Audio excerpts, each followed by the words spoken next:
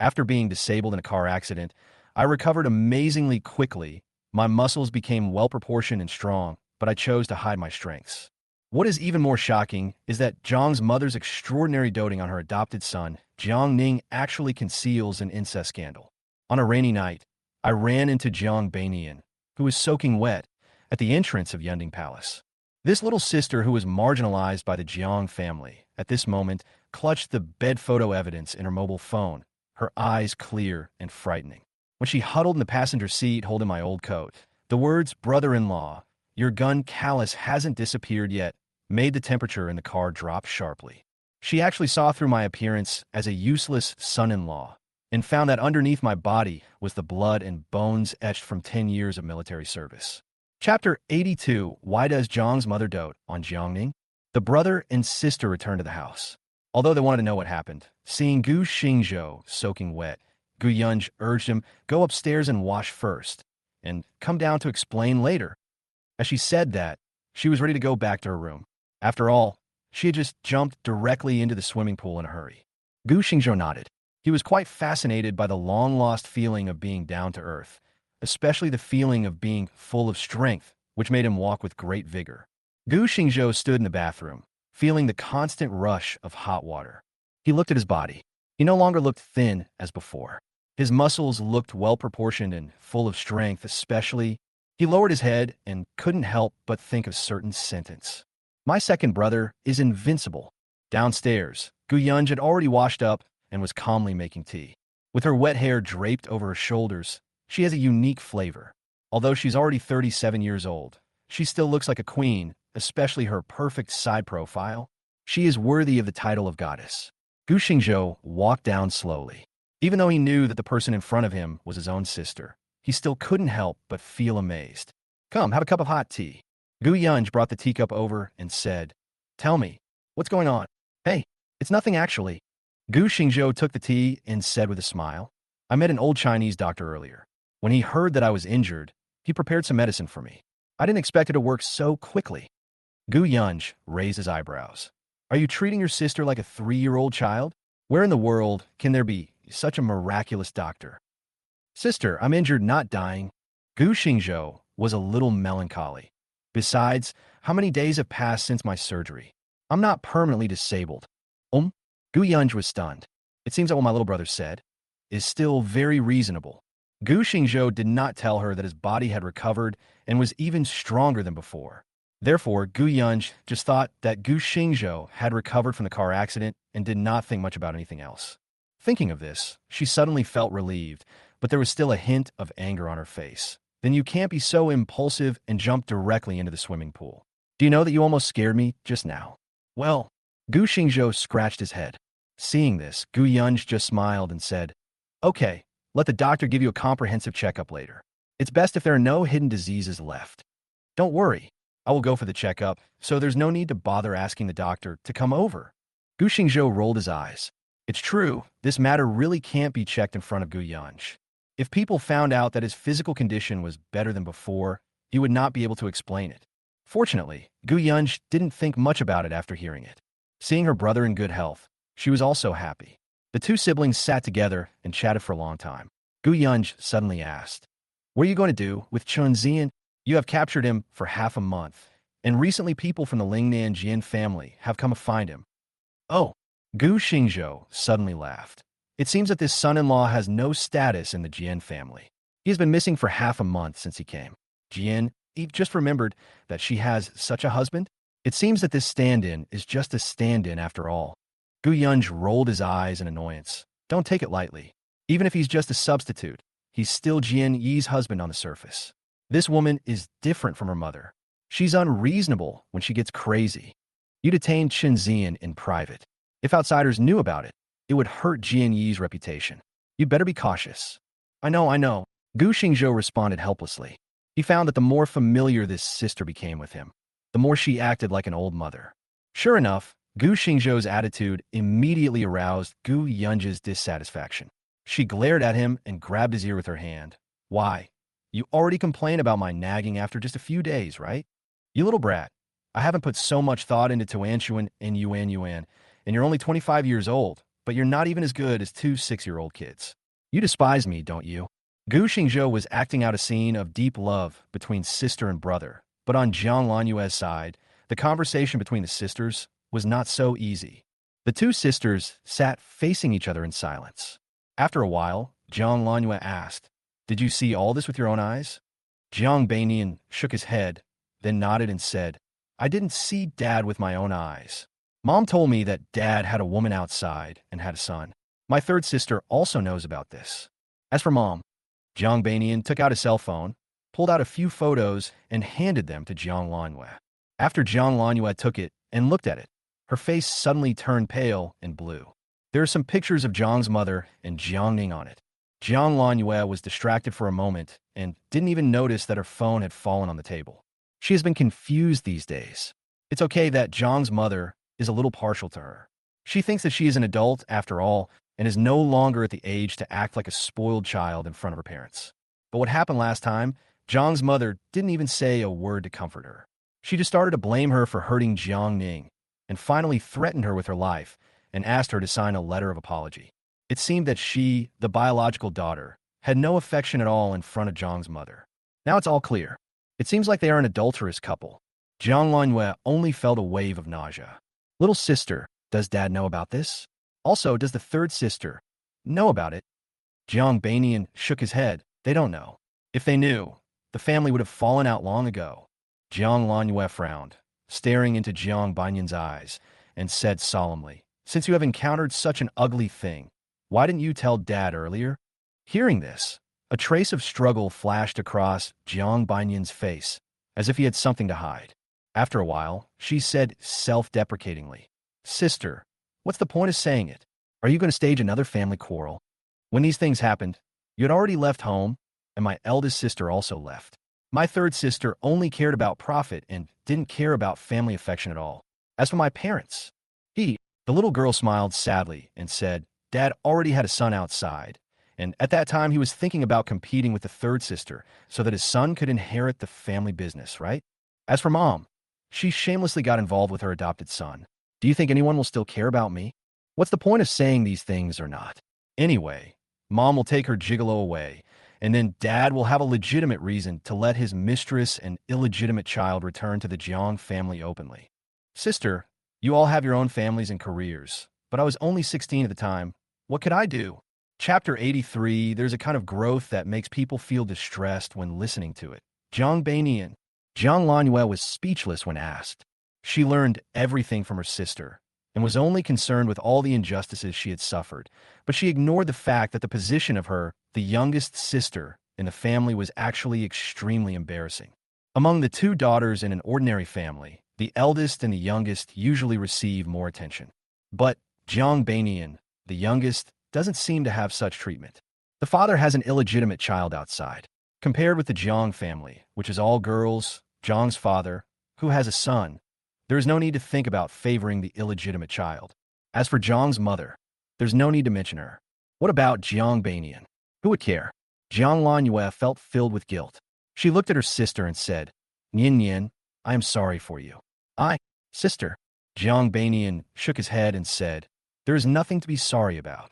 It is our sorrow to be born in such a family. I am powerless to change these, and I don't want to change anything. For me, such a home is the same as having no home at all. In fact, compared to my parents, my brother-in-law cares about me more. At least he cares about my well-being and will talk to me and play with me when I'm unhappy. I really want to scold you these days because you two are getting divorced, and I don't even have the last excuse to talk to my brother-in-law. Jiang Banian smiled bitterly, and she raised her head. Sister, speaking of my brother-in-law, do you want to ask why I didn't tell you all this? If I had told you earlier, would you have realized it earlier and even not ignore my brother-in-law because of this? Well, Jiang Lanyue was suddenly asked this question, and a look of embarrassment flashed across her face. She really wanted to ask. After all, if she had known about the Jiang family's mess earlier, she would not have sacrificed her husband for this so-called home. However, Jiang Banian asked, Sister, let me ask you, if there was no mother and no Jiang Ning, would there be no problems between you and your brother-in-law? Jiang Lanyue frowned and said irritably, if they hadn't been constantly interfering, Sister, stop deceiving yourself.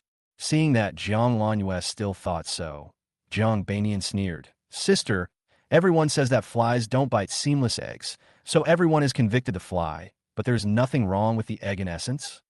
I can only say that flies are more annoying. Maybe the cracked egg doesn't want to be a bad egg, but if you can maintain yourself, how can others have the opportunity to destroy everything? You may say that you care about your family, but your brother-in-law is your closest family member. You may have long been accustomed to your brother-in-law's preference for you, but you don't understand or don't want to understand when you have problems. There may be someone in this world who will always be nice to you, but no one will always be nice to you. Everything has two sides. If you really care about your brother-in-law, then don't throw all your problems to others and don't dare to face your own heart. Otherwise, your brother-in-law and you will really drift further and further apart in the future. Nian Nianyu. Jiang Lanyue's face suddenly turned pale. She was shocked at her sister's maturity, but also felt terrified, as if she was being peeled off piece by piece like an onion. Jiang Banian smiled. Sister, we are all from the Jiang family. I am young, but I am not stupid. Being innocent and naive is just because I want to live an easy life. I want to bring some joy to those who care about me, but it doesn't mean I'm heartless. In my parents' hearts, I am a dispensable person, so I will try not to bother them as much as possible. Of course, I will never be the kind of daughter they want. My brother-in-law loves me, so I just act like a naive little sister. I provide him with the corresponding emotional value, and he also truly loves me. In fact, I am the winner, isn't it? Sister, when everyone chooses an answer, they must have the result they want. Are there really any simple people raised in a wealthy family? Jiang Banian felt a little sad. In fact, it really makes no difference whether she talks about her parents' affairs or not, because her parents' eyes will not be on her. If she exposes the truth regardless of the consequences, it may bring herself an uncontrollable crisis. She is smart, but she is just an ordinary daughter in the Jiang family. She doesn't have a say of her third sister, Jiang Hongli, nor does she have the support of her second sister, who has a billion-dollar group and brother-in-law. Even her parents will only blame her for telling everything. Everything was so unfriendly to her. Why did she say those things? Nian Nian. Jiang Lanyue's eyes were slightly red. At this moment, she actually had the urge to hug her sister and comfort her. But seeing her sister's maturity, she became at a loss. She could understand more and more why her sister liked to follow Gu Xingzhou and always sided with him. Because Gu Xingzhou is equally good to her younger sister. Looking back on what she had done in the past year, Jiang Lanyue felt ashamed in front of this sister who was 10 years younger than her. Especially my sister's words, which have been lingering in my mind. Are there any children raised by wealthy families who are really simple? Is Jiang Lanyue also simple? Sister, I'm actually grateful to you. At least you are not like my parents and my third sister. Although most of the time it is my brother-in-law who helps you do what you should do as a sister, I am very satisfied. I really envy my brother-in-law, and I also like Sister Gu. Although they haven't seen each other for many years, Sister Gu is really good to my brother-in-law. Jiang Banian smiled foolishly. She ignored the complicated expression on her sister's face after hearing Gu Yunji's words and said to herself, I'm going to college soon, so I can have my own independent space. I'm tired of remembering all the things at home. I'm tired of watching what's going on between you and your brother-in-law. Jiang Banian left Jiang Lanyue, who was in a daze, and left.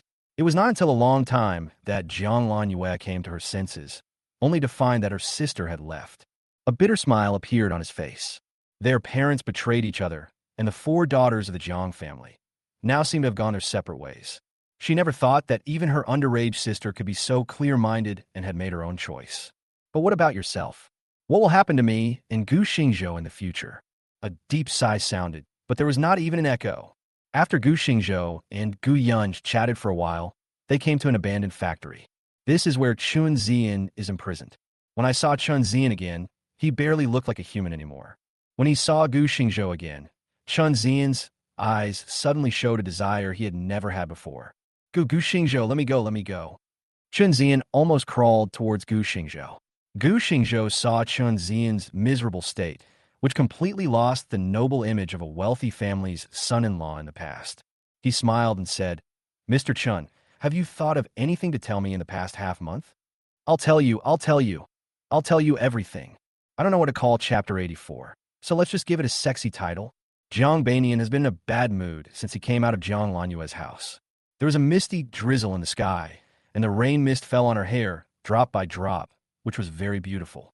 She walked on the road silently, aimlessly. The rain gradually got heavier.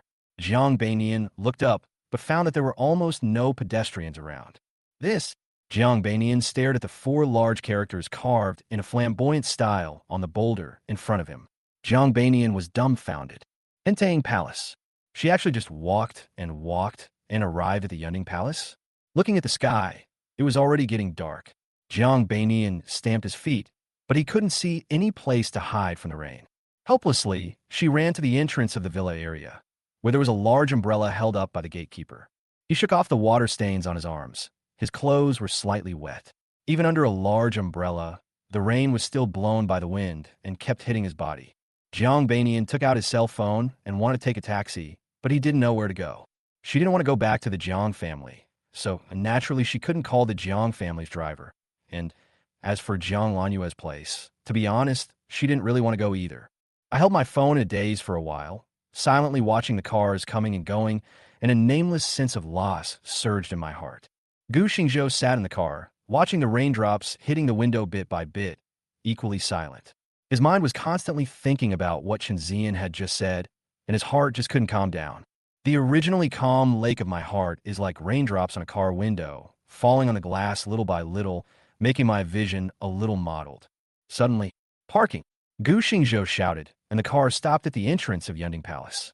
Through the car window, he saw the little girl Jiang Banian standing helplessly under a big umbrella, shaking her hands from time to time, or kicking the air lightly, mumbling something with her little mouth, but no one knew what she was saying. The car stopped at the entrance. Jiang Banian also noticed the parked car and stared at it with his big black and white eyes. The car door suddenly opened. Jiang Banian's eyes widened and his mouth opened wide. "What are you standing there for? Why don't you come up? Are you trying to do some performance art here?" Jiang Banian blinked, then said in disbelief, "Brother-in-law, why are you everywhere?" Gu Xingzhou's mouth twitched, and he was a little speechless about this playful former sister-in-law. "If you don't get in the car, I will go in." "No, no." The little girl reacted very quickly. She bent down and got into the car in a flash. "Brother-in-law, do you really live here?" The little girl seemed very happy. She didn't care about her wet hair at all. She just wiped the rain off her face and looked at Gu Xingzhou with interest.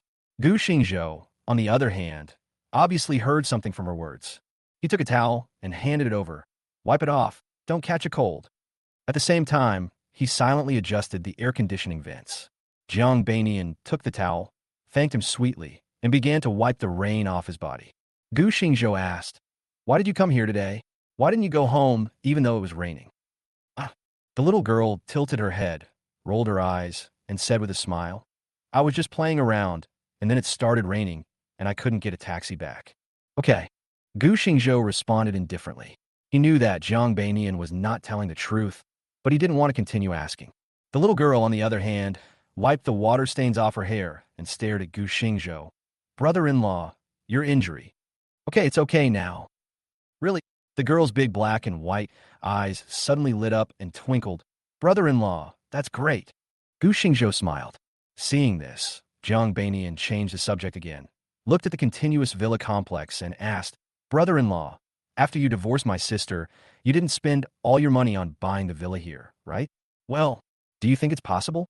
Gu Xingzhou didn't know whether to laugh or cry. "This place was arranged by my sister. I don't have that much money to buy a villa here." When the little girl heard this, she immediately became alert. "It's Sister Gu. Does she live here too?" Gu Xingzhou nodded.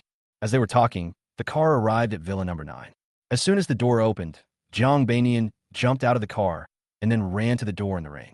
"Brother-in-law, this place is so big. Can it be as big as your Jiang family's manor?" Gu Xingzhou glanced at her and then opened the door. Jiang Banian was like a curious penguin. She looked left and right as soon as she entered the door and nodded from time to time. Gu Xingzhou reached out and tapped her. "Why don't you go wash up and change clothes first? What if you catch cold?" Snort. The girl held her head with both hands, rubbed the place where she was hit, and pouted. "Brother-in-law, you didn't even tell me where to wash, and I don't have any clothes here." Gu Xingzhou scratched his head. This was a problem. Just when I was thinking of asking someone to go out and buy her a set, I saw Gu Yunj standing at the stairs and said with a smile, "Let her wear mine first. This girl is about the same height as me, so it's suitable." Jiang Banian heard the voice and immediately shouted, "Sister Gu!" He shouted while jogging over, his eyes becoming brighter and brighter. Gu Yunj didn't resist her and reached out to rub her wet hair. "Be good. My room is on the third floor. There are unworn pajamas in the cloakroom. Go wash them first. Don't catch a cold." Uh-huh. The little girl smiled every day, squinting her eyes like a kitten enjoying herself. "Sister Gu, you are so nice." As he said that, he ran upstairs with a bang. "Gu Xingzhou." Gu Yunj just smiled, then walked up to Gu Xingzhou and teased, "What? You just divorced your sister, and you're already looking for your ex-sister-in-law?" "Well," Gu Xingzhou rolled his eyes. "You know what I did today? I found that girl at the gate." "Oh." Gu Yunj pursed his lips and smiled. "Actually, that girl is quite good. At least she doesn't have those little thoughts." "Sister, he is not yet an adult, but he is still a child." In fact, in Gu Xingzhou's eyes, Jiang Banian is just a child, and he watched him grow up. Gu Yunj just smiled faintly. She didn't care much about what her brother said. After all, who can say for sure what will happen in the future? After the brother and sister chatted for a while, Gu Yunj suddenly said, "You are fine now. I will return to Beijing in 2 days. You should be more careful in Jiangbei during this period. If you have any problems, you can come to me directly." Ah! Gu Xingzhou was a little reluctant to hear this. "Sister, are you leaving tomorrow?" "What? You can't bear to leave your sister." Gu Yunj looked at Gu Xingzhou as if he was making fun of him. Gu Xingzhou did not hide it and nodded directly. He seemed to be psychologically dependent on his sister during this period. Seeing this, Gu Yunj fell silent. Chapter 85. Former sister-in-law. "You divorced my sister, so what does it have to do with me living here?" In fact, after a long separation, Gu Yunj also wanted to spend more time with his youngest brother, but, I thought it was just a child. I have a job. I have already taken more than 20 days off to come and see you. I'm afraid I can't go back if I don't go back. Besides, my sister's 2 children are still in the capital." During this period, Gu Yunj occasionally mentioned work and 2 children to Gu Xingzhou, but never mentioned the brother-in-law whom he had never met, and Gu Xingzhou never paid attention to this issue. Seeing that her brother had also fallen silent, Gu Yunj suddenly suggested, "You've been in Jiangbei for such a long time, but you haven't been out for a walk. I heard that Tianhua Mountain in Jiangbei is the best place to see the sea of clouds and sunrise. How about you accompany your sister to see it? Climb mountains?" Gu Xingzhou raised his eyebrows and looked outside. "I'm afraid it's not suitable today. It's raining." "Then you can watch it tomorrow." Gu Yunj didn't care at all. In fact, she didn't care whether she saw the scenery or not. She just guessed that her brother must have something to say, and her suggestion was just to create an opportunity for the 2 of them to talk. Gu Xingzhou nodded without thinking too much. "Okay, it just so happens that I haven't been out for a walk for a long time, and it's really boring to be alone at home on weekdays." Gu Yunj heard this and suddenly smiled mischievously. "You are so afraid of being bored. How about letting that little girl live here with you in the future?" Gu Xingzhou was shocked when he heard this. "That won't work. Haven't you always said that she is like your sister? It just so happens that we don't have a younger sister in our family. So why don't we just treat her as our Gu family sister?" Gu Yunj seemed not to understand what Gu Xingzhou meant. "Sister, this is really inappropriate. Her sister and I are divorced. If I let her live here, what would that be?" As soon as Gu Xingzhou finished speaking, he heard a voice coming from the stairs. "Humph! Stupid brother-in-law. You divorced my sister. What does that have to do with me living here?"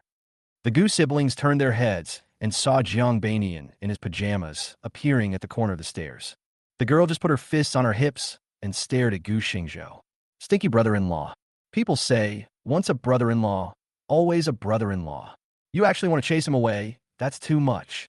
Does brother-in-law have to be the husband of the sister? Can't it just be a simple noun?" "Oh, angry as a pufferfish." The little girl pouted, ran downstairs angrily to Gu Yunj, and held her hand. "Sister Gu, please judge for me. I helped my brother-in-law so much, but he still wants to drive me away.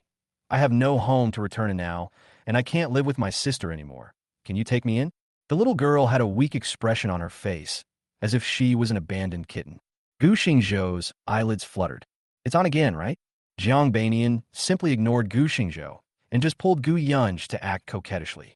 Maybe they really got along well, or maybe Gu Yunj knew something that Gu Xingzhou didn't know. Jiang Banian still successfully moved into the Hentang Palace Villa. Gu Yunj really liked this little girl. Come to think of it, if this former sister-in-law wasn't being naughty, everyone would like her little look. Especially since there's a big age gap between the 2 of them.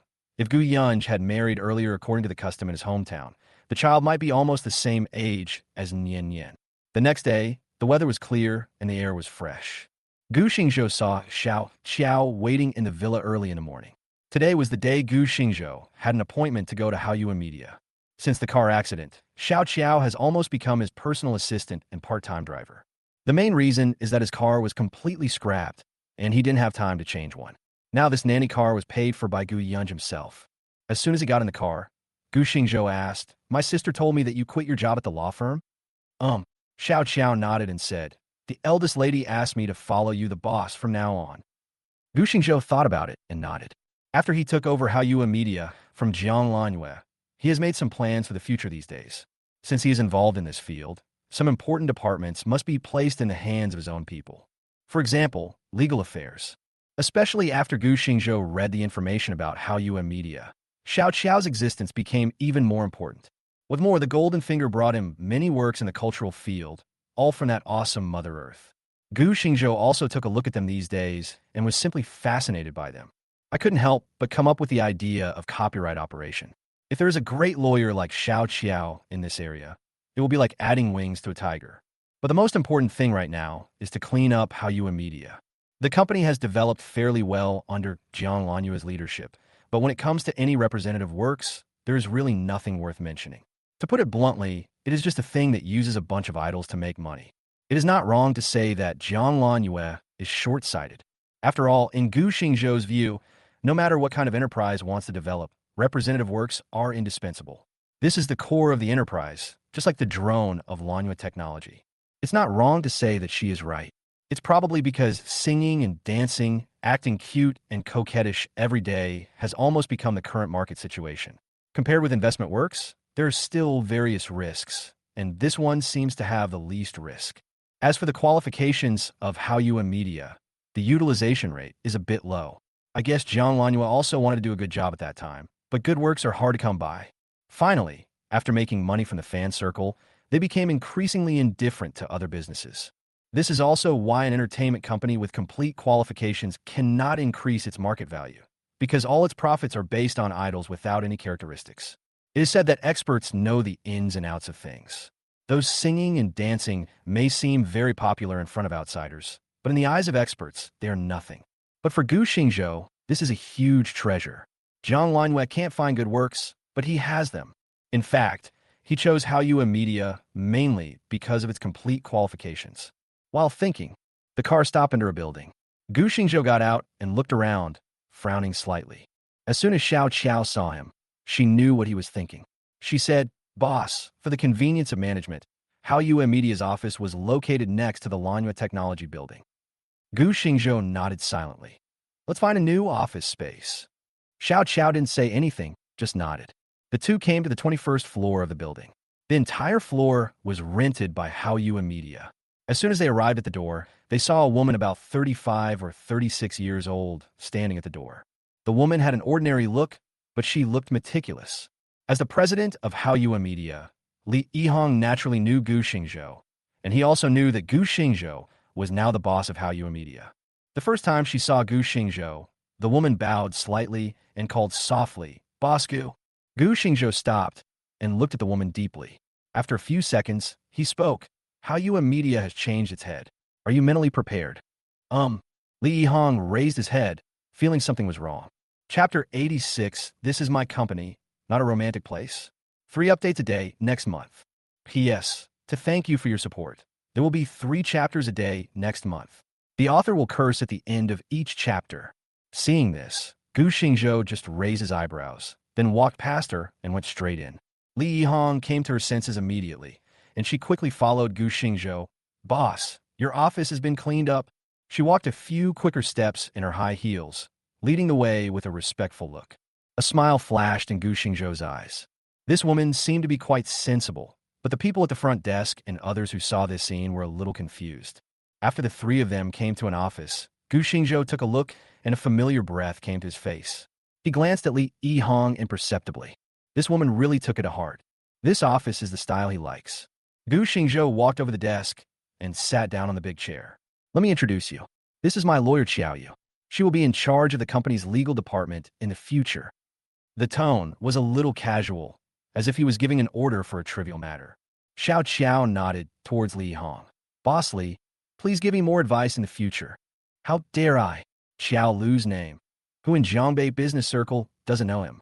It's our honor to have Qiao Lu join Haoyue Media. Li Yihong looked reserved, but his heart was filled with turmoil. Haoyue Media already had its own legal department, but as soon as Gu Xingzhou arrived, he placed Xiao Qiao in the legal department and didn't even ask about the previous legal department's performance, which shows how strong he is. I think it's not just the legal department that will make a big move. I'm afraid other departments will also make a big move. Before handing over Haoyue Media, Jiang Lanhua had a talk with her once. Although she was mentally prepared, she was still scared by Gu Xingzhou. Gu Xingzhou watched the two of them finish their polite conversation. He looked up at Li Hong and said, I think someone told you something before I came here. Li Yang Nudda. Gu Xingzhou continued, you have been managing Haoyue Media for these years, and you're only responsible to one person. I won't keep you in suspense. You should know who you will be responsible to from now on, right?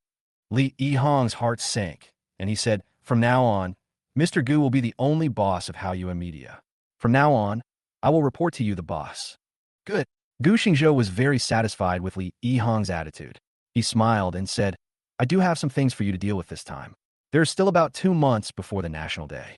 The period before the National Day is considered as your assessment time. If I am satisfied, your current salary will be increased by 50%. If you're not satisfied, I'll leave on my own. Li Yihong raised his head and looked at Gu Xingzhou. His face showed no expression. Instead, he said firmly, please tell me how to arrange the next work, boss. Good. Gu Xingzhou smiled slightly and said with satisfaction, during this period, the company's accounts have been sealed, and a lot of things have been found. You will work with Xiao Qiao to dismiss those who should be dismissed, hold those who should be held accountable, and sue those who should be prosecuted. That's the first thing. What? Li Yihong was shocked.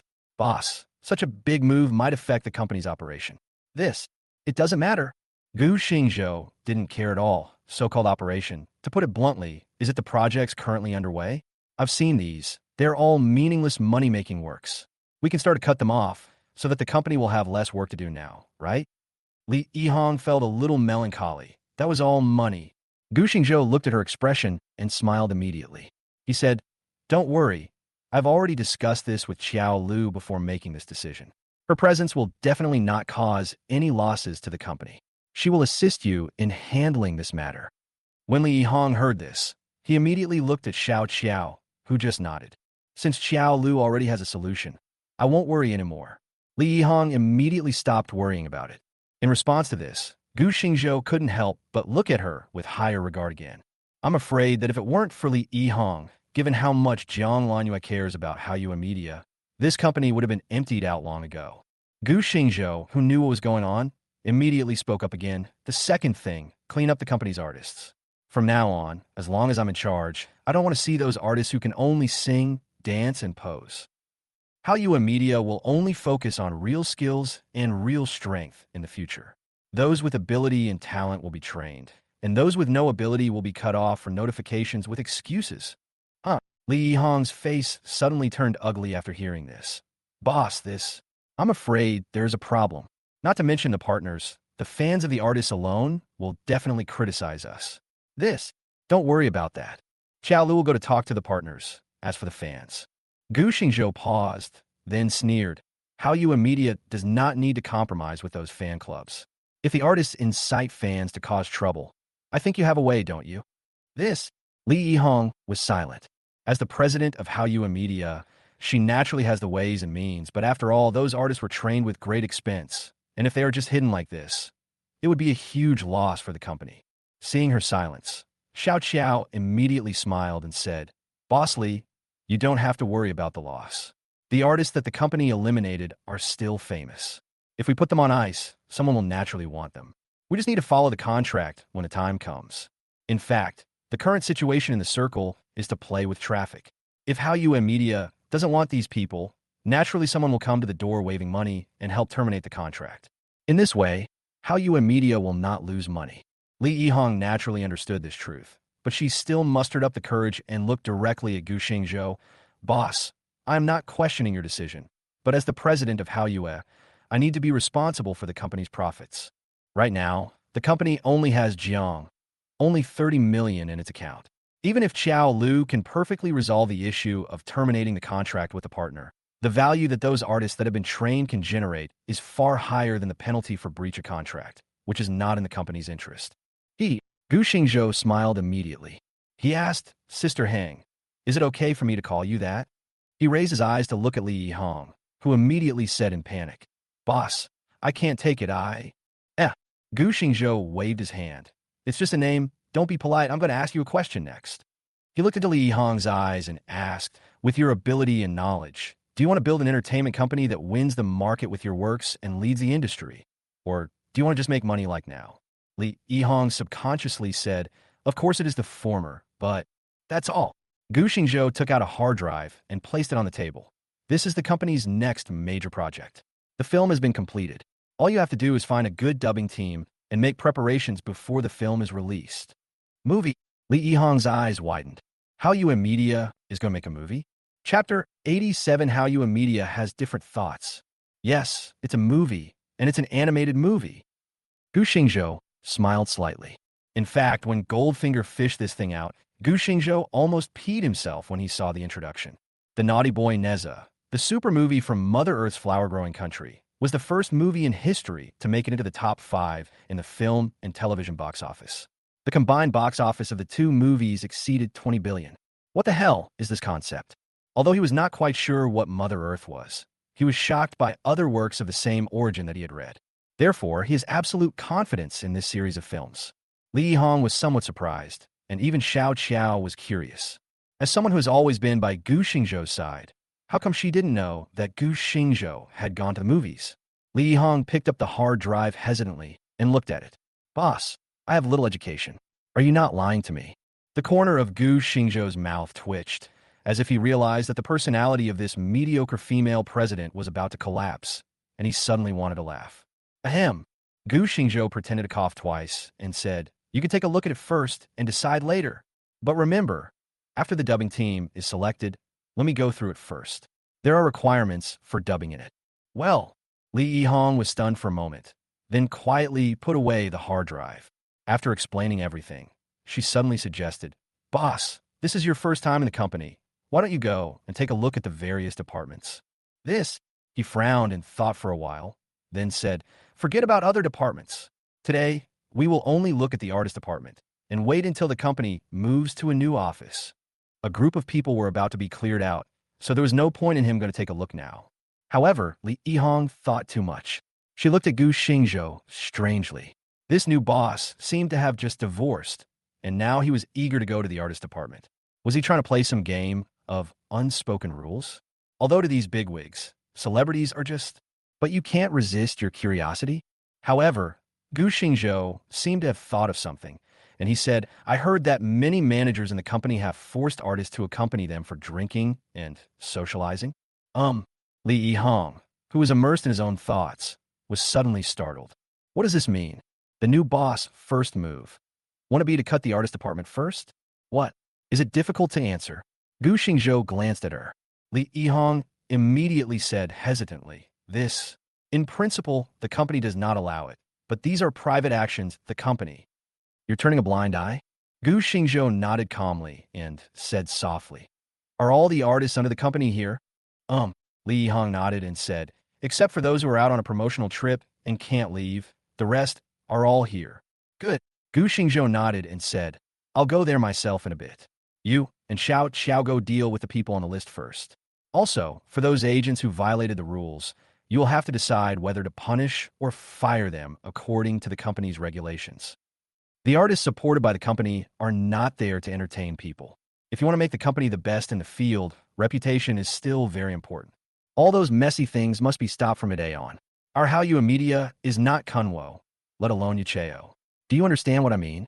Well, clear. Li Yihong smiled bitterly. Although the new boss didn't show any emotion on his face, the information revealed in these few words was very obvious and serious. Xiao Qiao looked at the stunned Li Yihong and said, Boss Li, there is no time to lose. Let's get this done first, shall we? Li Yihong came back to her senses. She glanced at Gu Xingzhou and said, Okay. Not long after the two left, Gu Xingzhou looked through the artist information of Haoyuan Media on his computer. At the same time, someone from the artist department has also been notified and is told that the new boss will be coming to inspect soon. As soon as the news spread, both men and women began to dress up or put on makeup. Certainly, there are exceptions. In a corner of the artist's office, a man sitting carefree looked at the other artists who were busy and sneered. This guy, if he wants to be famous, he still has to rely on his talent. What's the point of trying to please the boss all the time? You are strong enough, and the boss has to be polite to you when he sees you. Oh. Su Kuan looked at the other Haoyuan artist with disdain, then took out a mirror and looked at himself. It wasn't like other artists who wanted to respond to Gu Xingzhou's inspection. He just simply wanted to appreciate his own beautiful face. As soon as Su Kuan said this, his lackeys immediately echoed him. Oh, how can we, the little artists, compare with you, Brother Su? Even among the first-line artists, our Brother Su is still this good. As he said this, the lackey gave a thumbs up. Su Kuan was very satisfied and nodded arrogantly. Work hard. No one can become a top player overnight. I also practiced for 2.5 years to lay the foundation for my achievements today. Bah, you act like a god as soon as you get on stage. You play basketball worse than a 3-year-old. You have no talent at all. You work so hard. The lackey cursed inwardly, but on the surface he turned into a licking spirit. Su Gu said it very well. For someone like Su Gu who is so talented and hardworking, who else will be popular if not you? Su Kuan was very pleased and patted his lackey on the shoulder. Work hard. I will help you when the time is right. The lackey's eyes lit up instantly. He came over and whispered, Brother Su, I heard that Brilliant Entertainment is spending a lot of money to recruit you. So, in the future, Su Kuan paused immediately. His expression changed, and he said, Who told you that? Don't talk nonsense without evidence in the future, okay? After all, he has been in the entertainment industry for several years and knows what to say and what not to say. In fact, Su Kuan was also thinking about changing jobs. He has now been promoted to a first-tier company, and Haoyuan Media is just a small player in the circle and cannot provide the resources he wants. It would be possible if Haoyuan Media concentrated all its resources to support him. Although Haoyuan Media has few artists, only about 20 or so, according to the ratings, there's only one first-tier artist, Su Kuan, and there are only 5 second and third-tier artists in total. The rest are not very popular, and most of them are even newcomers. Although he looked down on others, he knew it was impossible to give all the resources to him alone. Another thing is that Jiang Lanhua was the daughter of the Jiang family before, and she could get some high-quality resources with the help of the Jiang family. But now that she has a new boss, she can't compare with the Jiang family at all. If she continues to spend time in Haoyuan Media, it will only waste her time. But can I talk openly about job hopping? Chapter 88, The Various People in Haoyuan Media. There are many people who whisper like this. Of course, not all of them are like Su Kuan, who is only thinking about changing jobs. More people are just worried about their future. After all, since its establishment, Haoyuan Media has changed hands twice in just a few years. Especially this time, it has only been more than a year. For a company, frequent changes in senior management are an extremely unstable factor. Li Feiyu is the type of person who worries about her future. As a singer who was once a top-tier singer, Li Feiyu reached the peak of her career as soon as she debuted. However, before her position was consolidated, she had a falling out with her former agency over some issues and was banned after the contract was terminated. After 2.5 years of silence, the circle is now dominated by demons and monsters and is no longer what it used to be. In fact, she had given up on continuing to be a singer and was preparing to apply for a behind-the-scenes job. However, Li Yihong valued her talent and asked her to work as a vocal training teacher in Haoyuan Media first. The contract was an artist contract, and he planned to wait until the right time to plan for a comeback. Li Feiyu naturally held a glimmer of hope in this regard. After all, Jiang Lanhua, the behind-the-scenes boss of Haoyuan Media at the time, as the young lady of the Jiang family, maybe she could break the ban on her at the right time. But plans cannot keep up with changes. Only 2.5 months after she started working, Haoyuan Media changed hands. As a female singer who has suffered from the harsh treatment of society, she is naturally not as naive as others. Just from a change of Jiang Lanhua to Gu Xingzhou, she roughly understood that this was probably the result of the division of property after the couple's divorce.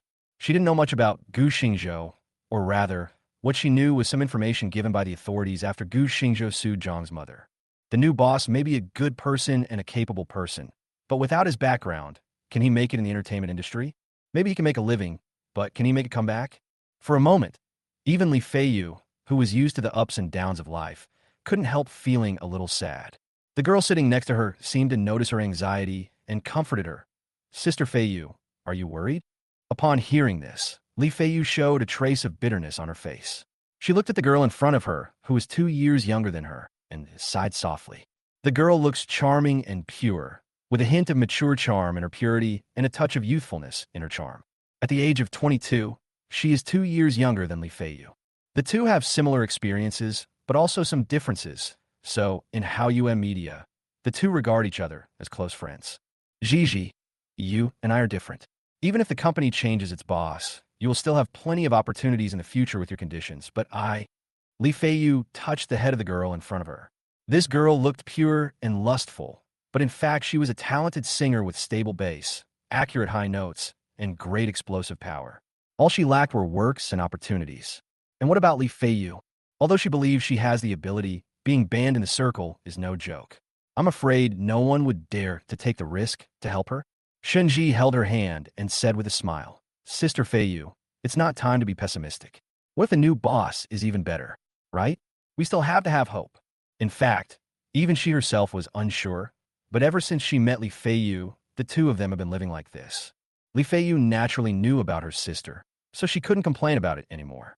However, when she saw Shunji's innocent face, she suddenly felt evil and touched a certain part of the girl secretly. Xiao Zhiji, not only do you have great vocal skills, but you also have a stunning appearance. Why don't you sacrifice your looks? Maybe we two sisters will become famous. Shinji's face flushed red.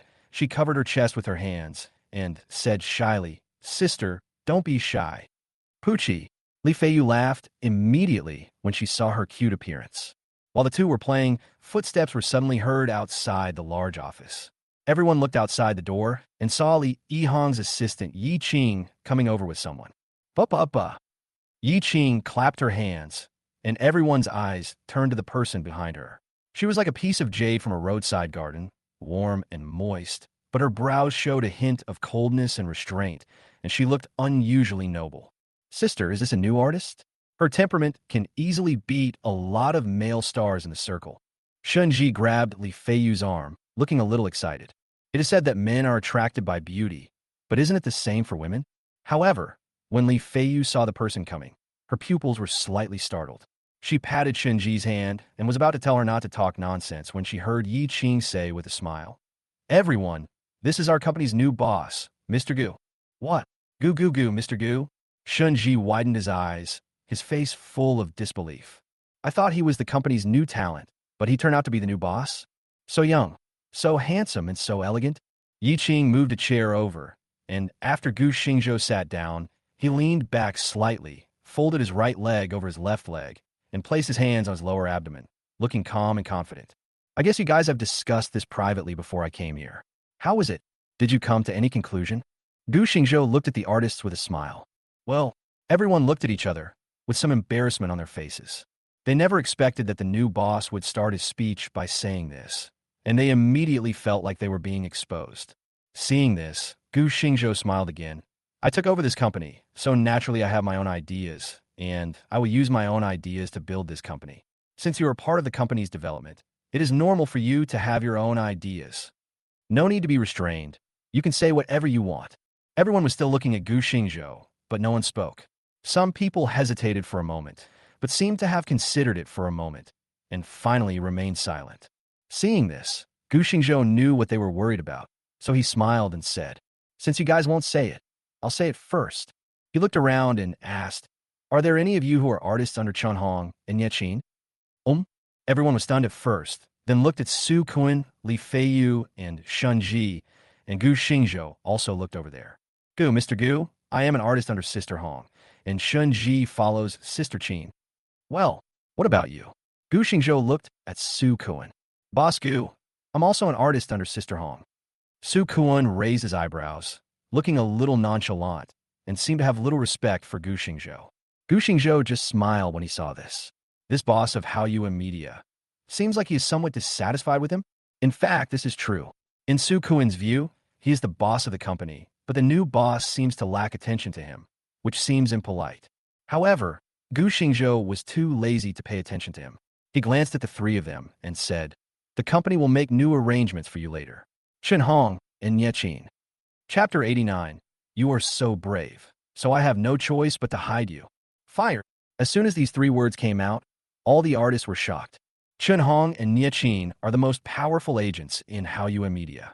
Even in the industry, they're quite experienced. The new boss just came to power, and he gets rid of the most powerful agent first? Does this count as a major layoff? Everyone had different thoughts in their minds, and some even whispered a few words to each other. Gu Xingzhou just silently took in everyone's thoughts without being annoyed and still had a faint smile on his face. After a while, he looked at Su Kuan and said with a smile, "You look like you have something to say." Su Kuan was stunned in thought. Is my expression so obvious? However, seeing that he had been named, if he said that he didn't have any ideas now, it would seem very cowardly, right? He looked directly at Gu Xingzhou and said, "Boss Gu, I am an artist under Sister Hong. I know her abilities best. If it weren't for her cultivation, I wouldn't be where I am today, so you want to stand up for her?" Gu Xingzhou asked with a smile. There was a hint of unnaturalness on Su Kuan's face. He saw something wrong in Gu Xingzhou's smile. The confidence in his heart seemed not to be enough. However, he still said stubbornly, "It's okay if Mr. Gu wants to say so." As a first-line artist, if he were placed in a leading company in the circle, he might not dare to challenge like this. But as for Manhwa Media, as the artist who can make the most money for the company, he still has the confidence. Only Gu Xingzhou's smile faded. "For what you said, someone who didn't know would think it was Chen Hong who paid you." Hearing this, everyone was shocked. Gu Xingzhou flicked the non-existent dust off his pants and said, "If I remember correctly, you debuted as a trainee, and it was Manhwa Media that spent money and resources to train you. When did Chen Hong become the boss of the company?" I didn't mean that. It's just what?" Gu Xingzhou said with a cold face. "Did she teach you how to sing and dance rap? Or teach you how to play basketball? Or was it her who gave you the notices to appear on the show?" Huh? The office fell silent in an instant. Even Su Kuan was speechless for a moment. He just spoke because he relied on himself as the boss of the company and thought he had some status, but he didn't expect Gu Xingzhou to not bite at all. Think about how he was flattered wherever he went in the past. And evenly Yi Hong never spoke loudly in front of him. "I have never suffered such humiliation since I became famous." Anger surged in his heart, and he looked up to retort, but when he saw Gu Xingzhou's eyes, his momentum instantly weakened by half. No matter what, Sister Hong is the most capable agent in the company. If President Gu wants to change my agent now, it will take a lot of time just to get used to each other. If the adjustment is not good, it will delay the announcement. It is a loss for both the company and our artists. Oh, Gu Xingzhou pretended to be enlightened. What you said does make sense. When Su Kuan heard this, he subconsciously felt happy. Is the new boss going to compromise? I told you, with my status as the #1 boss in Manhwa, even the boss can't control me. It seems that your first move as a new official was not in the right place. Not only him, but everyone else thought that Gu Xingzhou was going to consider compromising. Li Feiyu's eyes dimmed slightly. To be honest, she didn't like Chen Hong as an agent. As a former quasi-first-tier star, she is both beautiful and talented, but now that she has been banned, her talent may not be noticed by others, and she may have to look for other opportunities. Chen Hong recognized her abilities, but the path he arranged for her was a little difficult to talk about. Therefore, she was very conflicted towards Chen Hong. She acknowledged Chen Hong's abilities, but did not want to follow the path set by Chen Hong, because if she did so, she would not only lose herself, but would probably be controlled by others for the rest of her life. Therefore, when Gu Xingzhou said that Chen Hong was fired just now, she still felt a little happy in her heart, but she didn't expect Su Kuan to speak for Chen Hong. It seems that the new boss is no exception. Li Feiyu thought so, and Shun Ji, who knew her best, looked at her and sighed. In fact, her agent Nye Qin is essentially the same kind of person as Chen Hong. Now it seems unlikely that Chen Hong will be fired, but what about Nye Qin? For a moment, everyone had different thoughts. Only Su Kuan had a hint of arrogance on his face, and he seemed to look down on Gu Xingzhou. However, since you've raised so many difficulties, why not hold back on future announcements? Wait until the company finds a suitable agent for you, and then we'll see what happens. What? Everyone was shocked. They stared at Gu Xingzhou in a daze. Didn't we agree to compromise? Your way of compromising is to ask the company's top executive to stop all announcements? What's the difference between this and hiding him? The company is not making money? For a moment, all eyes were focused on Su Kun. Even Li Feiyu was no exception. There was even a hint of joy in her eyes. She doesn't like Su Kun, apparently because talented artists and people like Su Kun who only know how to flirt are naturally on opposite sides. Kind of think of it. For talented singers like Li Feiyu, no matter how outstanding their talents are, which one of them didn't go through constant practice to achieve their current strength?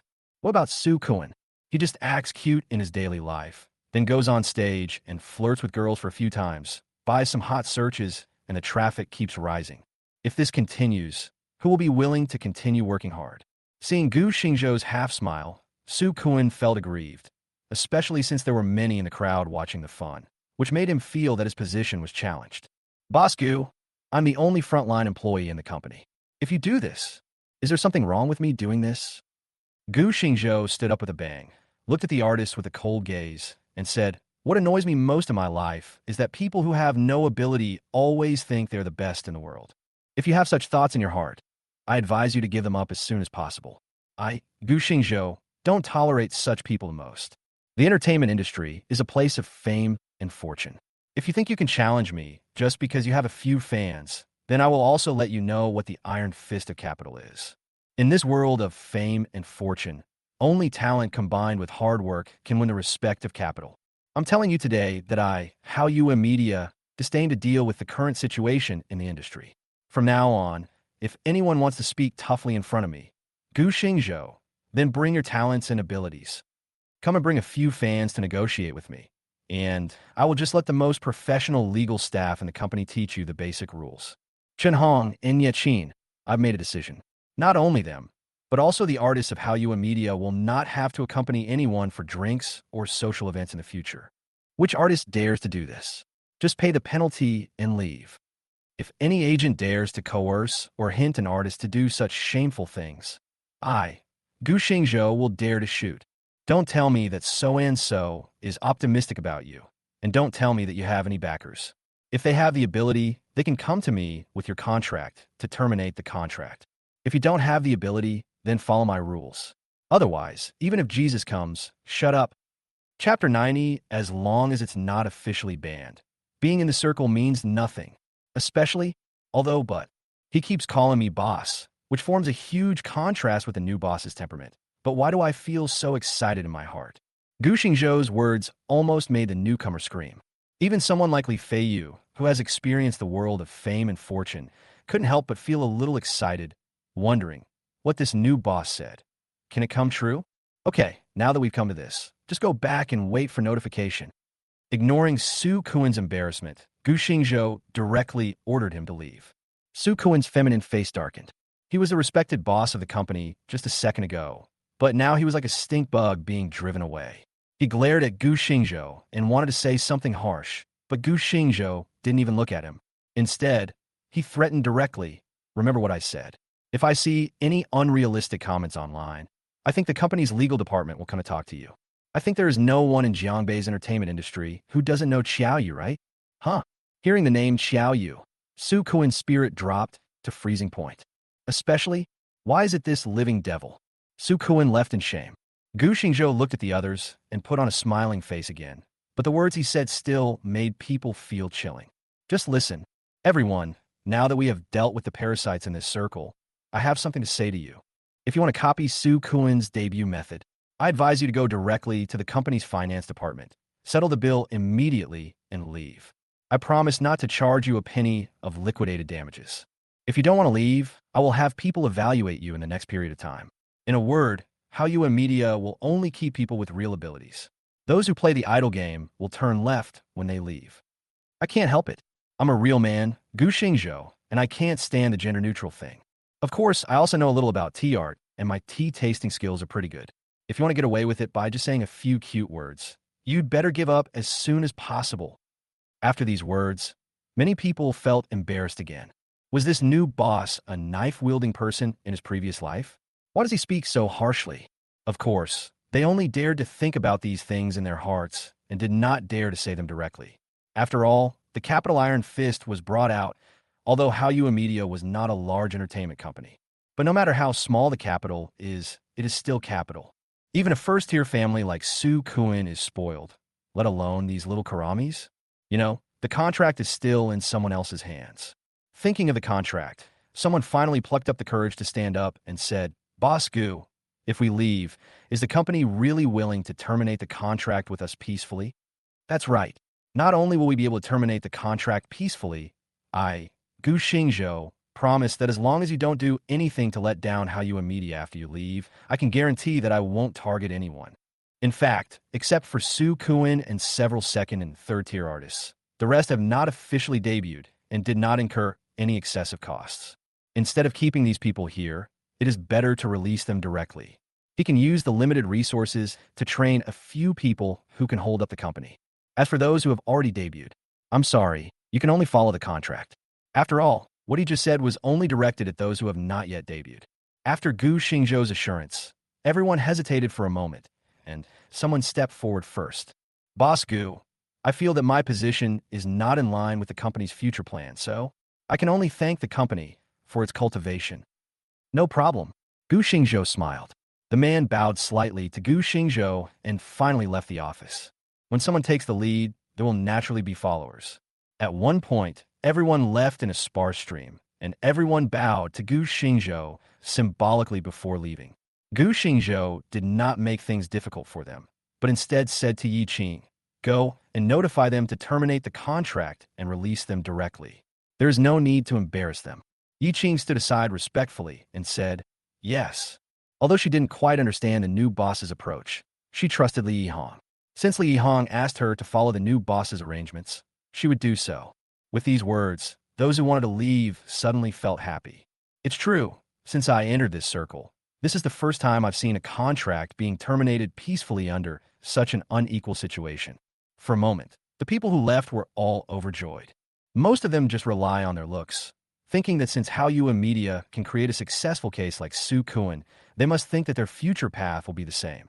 But they didn't expect that the head of Hallyu Media would be changed so quickly and the previous strategy would be directly overturned. There was no value in future for them to stay here, so they might as well just leave. After everyone who should have left had left, Gu Xingzhou looked at the remaining 7 people and couldn't help but smile bitterly. The person Li Yihong chose is really... Apart from 2 third-tier stars who were out running announcements, there were only 3 newcomers who stayed behind. And without exception, these 3 people plus Li Feiyu were all resident singers in bars before. This is a disturbance in the bar. "Your name is Li Feiyu?" Gu Xingzhou took a look at the person in front of him and nodded secretly in his heart. He was indeed a former quasi-first-line star. His figure, appearance, and even manners were very good. His temperament was also the best among everyone. Li Feiyu stood up a little reserved. Mr. Gu, I'm Li Feiyu." Gu Xingzhou pressed his hand and said with a smile, "Don't be nervous. Since you choose to stay, you are ours." Li Feiyu felt a little relieved, but still didn't dare to act recklessly. Perhaps she was frightened by Gu Xingzhou's swift and decisive action. Even Li Feiyu, who had seen big scenes before, dared to only put half of her but on the chair. Seeing this, Gu Xingzhou didn't say much, just smiled and said, "I know your experience. In a situation like yours, why do you dare to stay?" Upon hearing this, Li Feiyu bit her lower lip, and then, as if she was angry or mustering up the courage to ask, "Since Mr. Gu knew that my career was bleak now, why did he keep someone as useless as me?" "No use?" Gu Xingzhou asked curiously. "Then do you think you are useless?" After hearing this, Li Feiyu wanted to tell the person in front of her that she was not a useless person, but as an out-of-date singer with no background, she seemed unable to compete with the capital that was trying to ban her. After thinking for a while, she raised her head and said, "Boss Gu, it was brilliant entertainment that banned me. So you have no confidence?" "He's the leader in the circle." Li Feiyu bit her lower lip lightly. Gu Xingzhou sneered and said, "He is just a leader in the industry. He cannot represent the official." Li Feiyu raised her head with a glimmer of hope in her eyes. Seeing this, Gu Xingzhou smiled and said, "Remember, as long as you're not banned by the government, then the ban from brilliant entertainment will not count. We are all in this circle, so what can't he touch? Remember, only if you dare to sing, the world can hear your voice." Chapter 91. Do you know what the era of God's fighting is? Oh shit. When the others heard this, they were shocked. As long as you dare to sing, the world will hear your voice. It sounds nice, but that's brilliant entertainment. Brother, have you always been so brave? Seeing everyone's suspicious looks, Gu Xingzhou raised his eyebrows and asked, Actually, I think it's not you who should be curious, but me. Did I say something wrong? In the circle, there are indeed quite a few. It can even be said that most people have to give Hui Huang some face. But in the end, it just makes people afraid to write songs for you, dare not invite you to participate in some activities, and reduce your chances of exposure. Everyone, I have to say it, why do we think what you said is nonsense? Isn't it the purpose of us to be famous and have a few representative works? If we don't have these, how can we still be in the circle? Gu Xingzhou smiled. He looked at Li Feiyu and said, Don't you understand? Li Feiyu nudda. Gu Xingzhou smiled and said, Forget it. I won't tease you anymore. Regarding your future development, I will discuss with Mr. Li. What you need to do now is to restore your confidence and work hard to improve your level. Remember, since you have chosen to stay in Haoyue, you are Haoyue's artist. If others don't dare to write songs for you, then Haoyue will write them. If Hui Wang threatens to ban you, then I, Haoyue, don't mind competing with them. Perhaps you think I'm bragging, so I might as well brag a little more today. Since I, Gu Xingzhou, have set foot in this circle, all that will remain of brilliant entertainment is the glory of yesterday. In other words, I, Haoyue Media, want his position. Huh? Everyone was immediately dumbfounded. They stared at Gu Xingzhou blankly, with only one thought in their minds. He said that he wanted a position in brilliant entertainment. That's the dragon head, bro. Seeing this, Gu Xingzhou just smiled, then looked at Shunji. Shunji immediately raised his head and chest, like a soldier waiting for a general's inspection. The corners of Gu Xingzhou's mouth twitched. The girl was wearing a simple t-shirt. The Pikachu pattern on the t-shirt made her face deformed by a pair of domestic big DS, especially with that pure and lustful face. It's really dazzling. Noticing Gu Xingzhou's gaze, Shinji suddenly realized that his action seemed a little silly. Ahem. Gu Xingzhou coughed twice and said seriously, I probably know something about your experience. It is inevitable that people will encounter some messy things or messy people in their lives. You can't control other people's behavior and words, but that doesn't mean your past can only become a weight for others to compare. If you have the courage, it only takes a moment for a butterfly to emerge from its cocoon. Boss Gu, listening to Gu Xingzhou's words, which seemed to be a bit understated but seemed to contain infinite power, Shunji felt his heart skip a beat. Unconsciously, I felt like crying. I have a plan in mind for your plan, but whether you can take that step depends on you. Haoyue Media doesn't keep useless people. Even if you are indeed outstanding in appearance, things like vases can only be displayed for people to see, or they can only be broken into pieces. Do you understand? Gu Xingzhou's eyes did not contain any emotion. Shinji's heart subconsciously tightened, and he stammered, I know. Gu Xingzhou nodded slightly, then looked at the other two and suddenly laughed. Has anyone ever told you that you two are actually suitable to debut as a group? Us.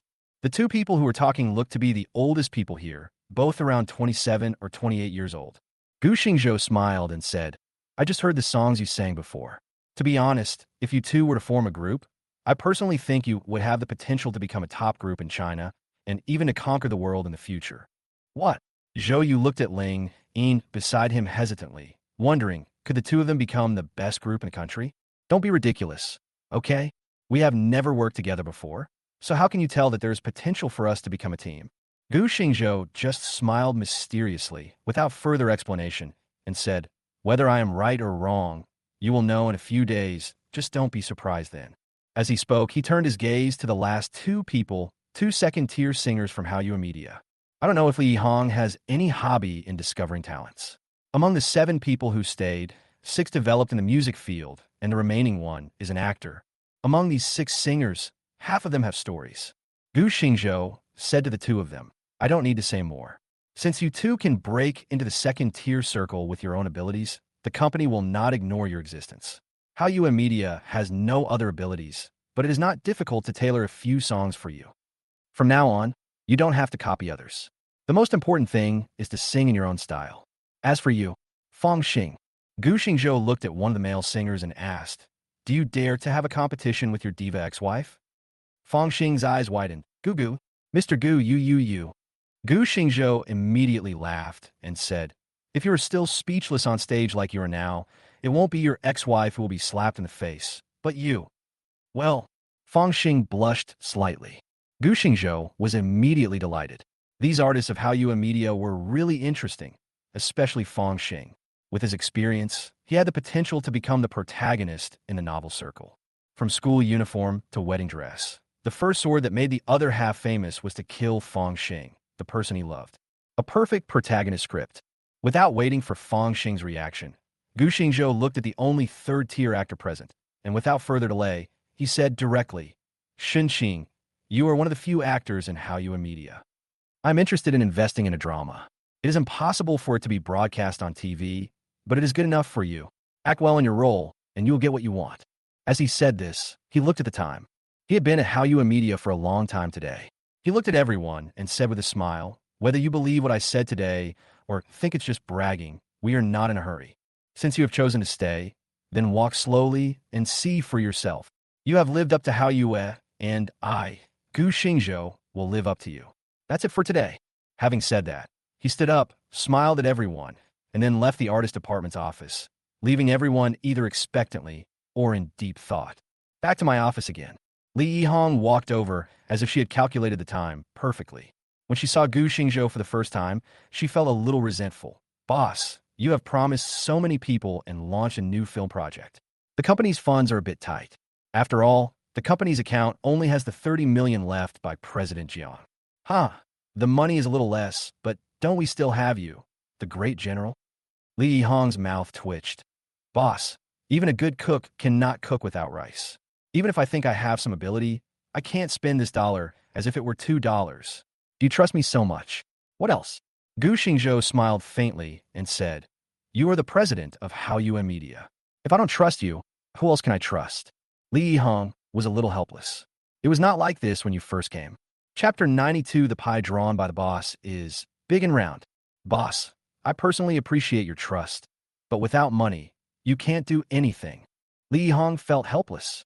He had no objection to Gu Xingzhou's termination of contracts with most of the artists. In fact, if those who stayed were managed well, these 7 people could produce greater benefits than dozens of people. But since the company intends to win by producing works, you must have these works, right? Writing songs for free? Filming a drama is free? Especially when it comes to filming TV series. The person in front of me has promised to invest in a TV series to promote his own people. Filming TV series and movies are extremely profitable, but the investment is not a small matter. The company only has 30 million on its books. Boss, I must remind you that you said our movie will be released during the National Day holiday. We have plenty of time, but production and promotion are all expensive jobs. Add to that what you just promised. For just 5 singers, even if each of them created a work, the copyright fees will be quite high, not to mention the publicity. Then there are the staff salaries. Although we are not as big as other companies, we still have to pay them. Besides, you have to move, and all these are money. Okay. After hearing Li Yihong's nonsense, Gu Xingzhou was a little overwhelmed. He stretched out his hand to stop Li Yihong and said helplessly, you only think about spending money, but you can't just throw money away without thinking, right? Well, Li Yihong suddenly became alert. Boss, do you have any good ideas? I don't have any good ideas, but I do have a bad idea. Gu Xingzhou said with a smile. Let's talk about our company. We have spent so much effort to train Su Kuan. Isn't it time for him to repay the company now? Li Yihong asked in surprise. Don't you dislike these singing and dancing? I don't like it, but others do. Gu Xingzhou shrugged his shoulders and said, wait for other companies to come to me. It's not too much for me to charge a penalty, right? Not to mention him, even if there are 2 people outside now, if anyone wants them, I can let them go. Li Yihong's mouth twitched. Boss, you are really calculating. What else? We don't have any money now. Gu Xingzhou smiled and said, think about it. Using their liquidated damages in exchange for the development of other artists under our company. Isn't that a good deal? Li Yihong curled his lips and said, Boss, don't blame me for not reminding you. Your idea is fine, but whether it can be successful in the end depends on the work. It is precisely for the work that talent will naturally be successful, but if you don't have talent, the response will be mediocre. It's a big risk, especially if you're thinking about making a movie now. Even if the original film has been released, you don't know what the response will be. Even if it makes money, the theater chain settlement may have to wait until next year. Before this, even if the company can get a certain amount of liquidated damages, the cost will be the same. Otherwise, the movie will slow down. Li Hong asked tentatively. Who wants to? Gu Xingzhou immediately shook his head. That won't work. It's not that he is blindly confident, but the awesomeness of the little Neza in the first and second parts has been verified in the flower-growing family. Although Gu Xingzhou doesn't know enough about the flower-growing family. But judging from what he has obtained from the Golden Fingers so far, the cultural background of the flower-growing family and the Xia Kingdom are quite similar. Even if this series of movies doesn't receive the same response in Xia country as flower-growing country, it won't be much different, right? Even if it's split in half, it would still be a box office of 10 billion. Think about it. Among those companies in the Xia country's entertainment industry, which one can earn 10 billion yuan at the box office with just 2 movies? This is the foundation for the future of Hallyu Media. As long as the movie dividends are received, Hallyu Media will never be short of money in the future. Li Hong was just testing the waters. Seeing that he didn't agree, he could only accept it silently. However, he still said, "You are the boss, and you have the final say. However, with the resources I have at hand, I can solve the problems of 1 or 2 people's works. The rest, don't worry about this. I will take care of the production. You just need to be responsible for the front stage work." Gu Xingzhou waved his hand and took charge of it. Just kidding. If he didn't have a golden finger, he might have thought of doing something else, but now that he has the golden finger, it would be unjust if he didn't do something else. Upon hearing this, Li Yihong did not say much about the work, but instead thought of Li Feiyu. She asked, "Boss, there's no problem with other people, but Li Feiyu." It was brilliant entertainment that banned her. Even if we get some excellent works, doing it in such a high-profile way will inevitably cause a backlash. Should we avoid it? For example, you can use a stage name to build up your fame first. This way you can maintain a sense of mystery and then expose it when the time is right. It will definitely create a sensation then. Gu Xingzhou hesitated for a moment and then said, "I remember that all of Li Feiyu's works were removed from the shelves because of copyright issues, right?" Li Yihong said, "It is indeed a copyright issue. The copyright of all of Li Feiyu's previous works belongs to Brilliant Entertainment, so the versions she sang have been removed from the shelves and replaced by other singers. So, in the final analysis, the ban on Hui Huang Entertainment is only through copyright. In addition, Hui Huang is the leader in the industry, and musicians in the circle dare not offend them. Is that right?" Gu Xingzhou asked, touching his chin. Hearing this, Li Yihong smiled bitterly and said, "This is already very serious. Because of a word from Brilliant Entertainment, no one in the industry dares to write lyrics or compose music for Feiyu. No one dares to invite her to participate in some programs, and no one even dares to authorize her to participate in activities." Hearing this, Gu Xingzhou smiled and asked, "Will Tencent Music give Hui Huang some face?" Li Yihong rolled his eyes and said, "His Brilliant Entertainment doesn't have that kind of power yet. Isn't that the end?" Gu Xingzhou spread his hands and said, "Since there is a place to publish the work, it can't be considered a complete ban, right? We just need to prepare the work. Li Feiyu has the ability to do so and will naturally be able to fight her way out. Compared to keeping a low profile, don't you think a head-on confrontation is more exciting? It's also topical. Especially, you are quite confident. But this is based on the absolute strength of the work, right? Especially in the case of Li Feiyu, if it weren't for the golden song, it would be difficult to open up the situation. But is it that easy to get a golden song? Boss, are you so confident?" Li Yihong was a little helpless. However, Gu Xingzhou grinned. "It's not me, but us. We should all have confidence. After all, you're the president of my Hallyu Media. Compared to the 30 million left by Jiang Lanhua, I am more pleased about you. The president of Hallyu, Li Yan's Mo Tuisha. Who among my family members understands? The pie my boss drew for me was big and round." Chapter 93. Jiang Lanhua follows in Gu Xingzhou's footsteps, always one step away. After finishing the trip to Hallyu Media, Xiao Qiao took on the task of escorting Gu Xingzhou back home. She knew that Gu Xingzhou must have something to explain. As expected, as soon as the car started, Gu Xingzhou said, "Talk to Li Hong later. From now on, the company will no longer be called Hallyu Media. It will be renamed Zhouxing Media. In addition, I have registered Zhouxing Culture Studio. From now on, All copyrights under my name will be operated by the studio. Xiao Qiao was stunned for a moment, then asked, Boss, do you mean that the work and the company should be run separately? Good. Gu Xingzhou nodded and said, if Zhouxing Media wants to grow and develop in the future, it will inevitably need to allow other capital to enter the market. If the copyright is controlled by Zhouxing Media, it is still unknown whether we will have the final say in the future. If I manage the copyright under the name of my personal studio, I can avoid this problem to the greatest extent. Zhouxing Culture Studio will only be responsible for copyright operations in the future, and the rest will be handed over to other companies for operation. In addition, this studio has no future financing plans. Clear. Xiao Qiao's eyes lit up. What's more, by doing this, no matter what changes happen to Zhouxing Media in the future, it will not affect Gu Xingzhou's control over the company, unless other copyrights enter the market. Although she didn't know where Gu Xingzhou got his confidence from, she knew him to some extent. He would never do anything without certainty. Thinking of this, she suddenly laughed and said, Boss, I thought you would wait until the company is stable before deciding on the name change. I didn't expect you to make this decision on the first day of your inspection. It must be said that Gu Xingzhou and Jiang Lanhua, this former couple, were really similar in some ways when it came to the way they did things. At least, companies like to use their own names. He is worthy of being someone who has slept in the same quilt for several years. Thinking of Jiang Lanhua, Xiao Qiao sighed in her heart. This woman, what a pity. She was once a well-known female president, but now she has lost her family and her husband. She can only live with regret. It's a bit pitiful to think about it, but there must be something hateful about pitiful people. Thinking of Jiang Lanhua, I don't know if this woman knows that the boss is coming to Manhua Media today. Xiao Qiao muttered to himself. In fact, how could Jiang Lanhua not know? Of course she knew. After Li Yihong carried out Gu Xingzhou's instructions and cleaned out the corrupt officials in the company, Jiang Lanhua received the news. However, she seemed to be one step behind every time. When she arrived at Manhua Media, she found that Gu Xingzhou had already left in a car. She only met Li Yihong, who had just seen Gu Xingzhou off. Seeing Jiang Lanhua coming, Li Yihong still maintained his usual respectfulness. Boss Jiang, are you here to look for Boss Gu?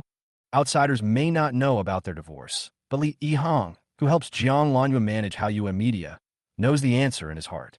But no matter what, Jiang Lanhua is her mentor, so she still has at least some respect for him. It's been a while since I last saw Jiang Lanhua, and the beautiful CEO looked haggard. When she heard Li Yihong's question, she nodded and said, Where is President Gu? Mr. Gu has left. Gone. Jiang Lanhua felt a little disappointed. She didn't expect that Lanhua Technology and Manhua Media were so close, but she was still late.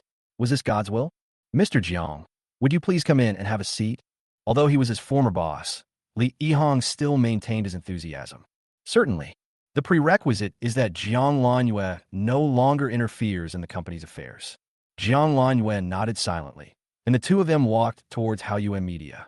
Halfway through the walk, Jiang Lanhua suddenly asked, Can I go to his office to take a look?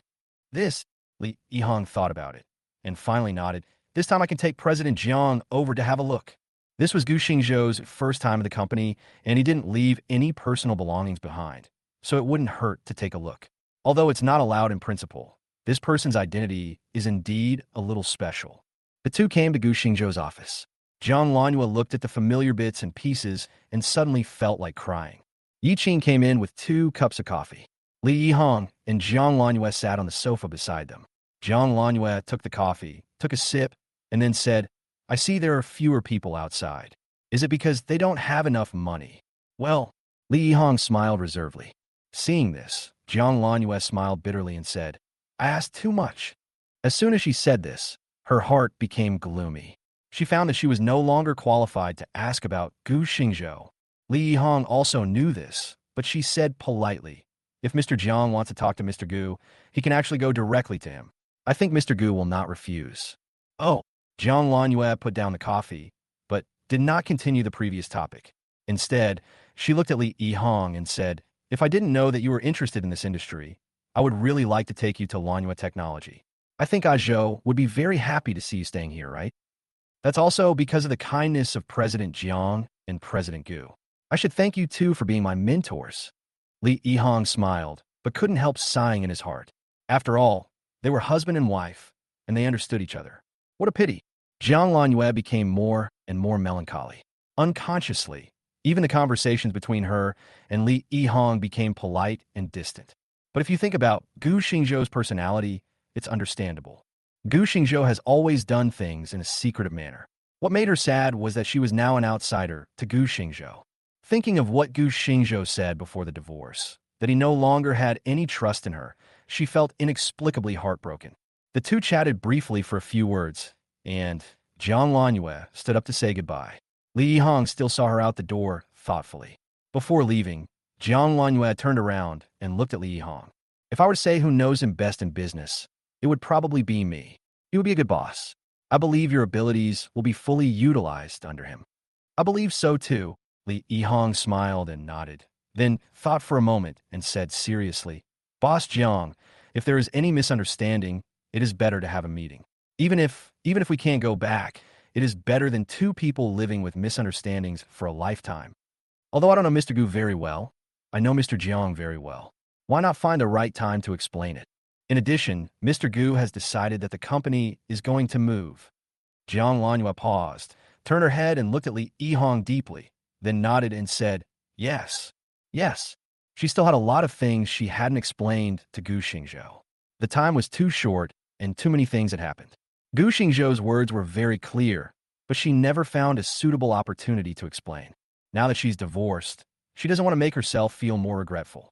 Chapter 94. Little Ninian's Big White Goose. Gu Yunj gives guidance. The car stopped at the gate of the villa. After Gu Xingzhou got out of the car, he briefly told Xiao Xiao something and then opened the door. Oh, finish off. Finish off? Ah, I'm dead again. Chun Chun, you grew so big for nothing.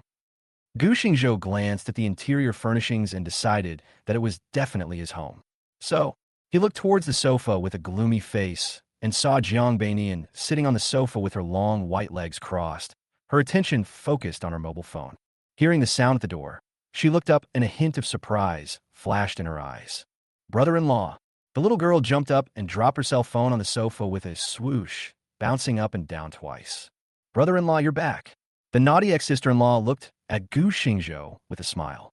Gu Xingzhou glared at the girl unhappily. You spend your summer vacation playing games at home all day? What else? Jiang Beinian tilted his head, then picked up his phone and pointed at the screen. Brother-in-law, this game is really interesting. I just learned it today. Look, this is my classmate Xinshin. She is so stupid. Gu Xingzhou glanced at the screen and saw a character nicknamed Brin Brin Big White Goose, lying on the ground like a frog that had been hit by a hammer. What the hell is that? Tis, brother-in-law, you have no taste. The little girl looked at Gu Xingzhou with disdain, then pointed at her big green goose and said, Look, the designs in this game are so fun. I fell in love with them after playing for a while. Gu Xingzhou said that he didn't see anything interesting about it at all, but Jiang Bai was still very excited when thinking about the girl, especially pointing at the forgiveness color in the character. Brother-in-law, what do you think about me getting a pair of green gradient twin ponytails? Gu Xingzhou's face darkened, and he said in a muffled voice, Sure, remember to notify me when you are done, and I will personally organize the Blue Star retirement ceremony for you. I, your brother-in-law, also know a little about elegiac couplets, so I can write a eulogy for you. Well, Ms. Blin Blin White Goose was dumbfounded. Brother-in-law, you're not fun. The little girl threw herself on the sofa, holding her phone, and angrily said, Chun Chun, did you hear me? My brother-in-law is the reincarnation of an annoying person. The corners of Gu Xingzhou's mouth twitched, and he looked at this naughty ex-sister-in-law with some helplessness, and finally went upstairs to the study. He also had to organize the songs he had and send them to Li Yihong later. Opening his laptop, Gu Xingzhou fixed his eyes on the icon of a software. This was an AI special effects software from the year 2035 on Earth. As for this AI, based on what he knew right now, it was not an exaggeration to say that it was artificial intelligence retardation. In the field of intelligent film and television special effects, compared with the current level, it is no exaggeration to say that it is far behind. This is also the reason why Gu Xingzhou dared to take over Manhua Media. He selected some of the lyrics and music saved on the computer, made notes on them, and sent them directly to Li Yihong. After finishing his work, Gu Xingzhou just closed his computer when he heard Jiang Beinian's voice calling him to eat. Gu Xingzhou went downstairs, and Gu Yunj also came back. At the dining table, Jiang Beinian was paddling at his meal like a little hamster, while Gu Yunj asked with a smile, Xiao Nianzi, would you like to go hiking with me tonight? Climb mountains? Jiang Banian paused for a moment, raised his head and blinked, then shook his head. No, no. I've made an appointment with my classmates to go shopping in the mall. Okay. Gu Yunj smiled.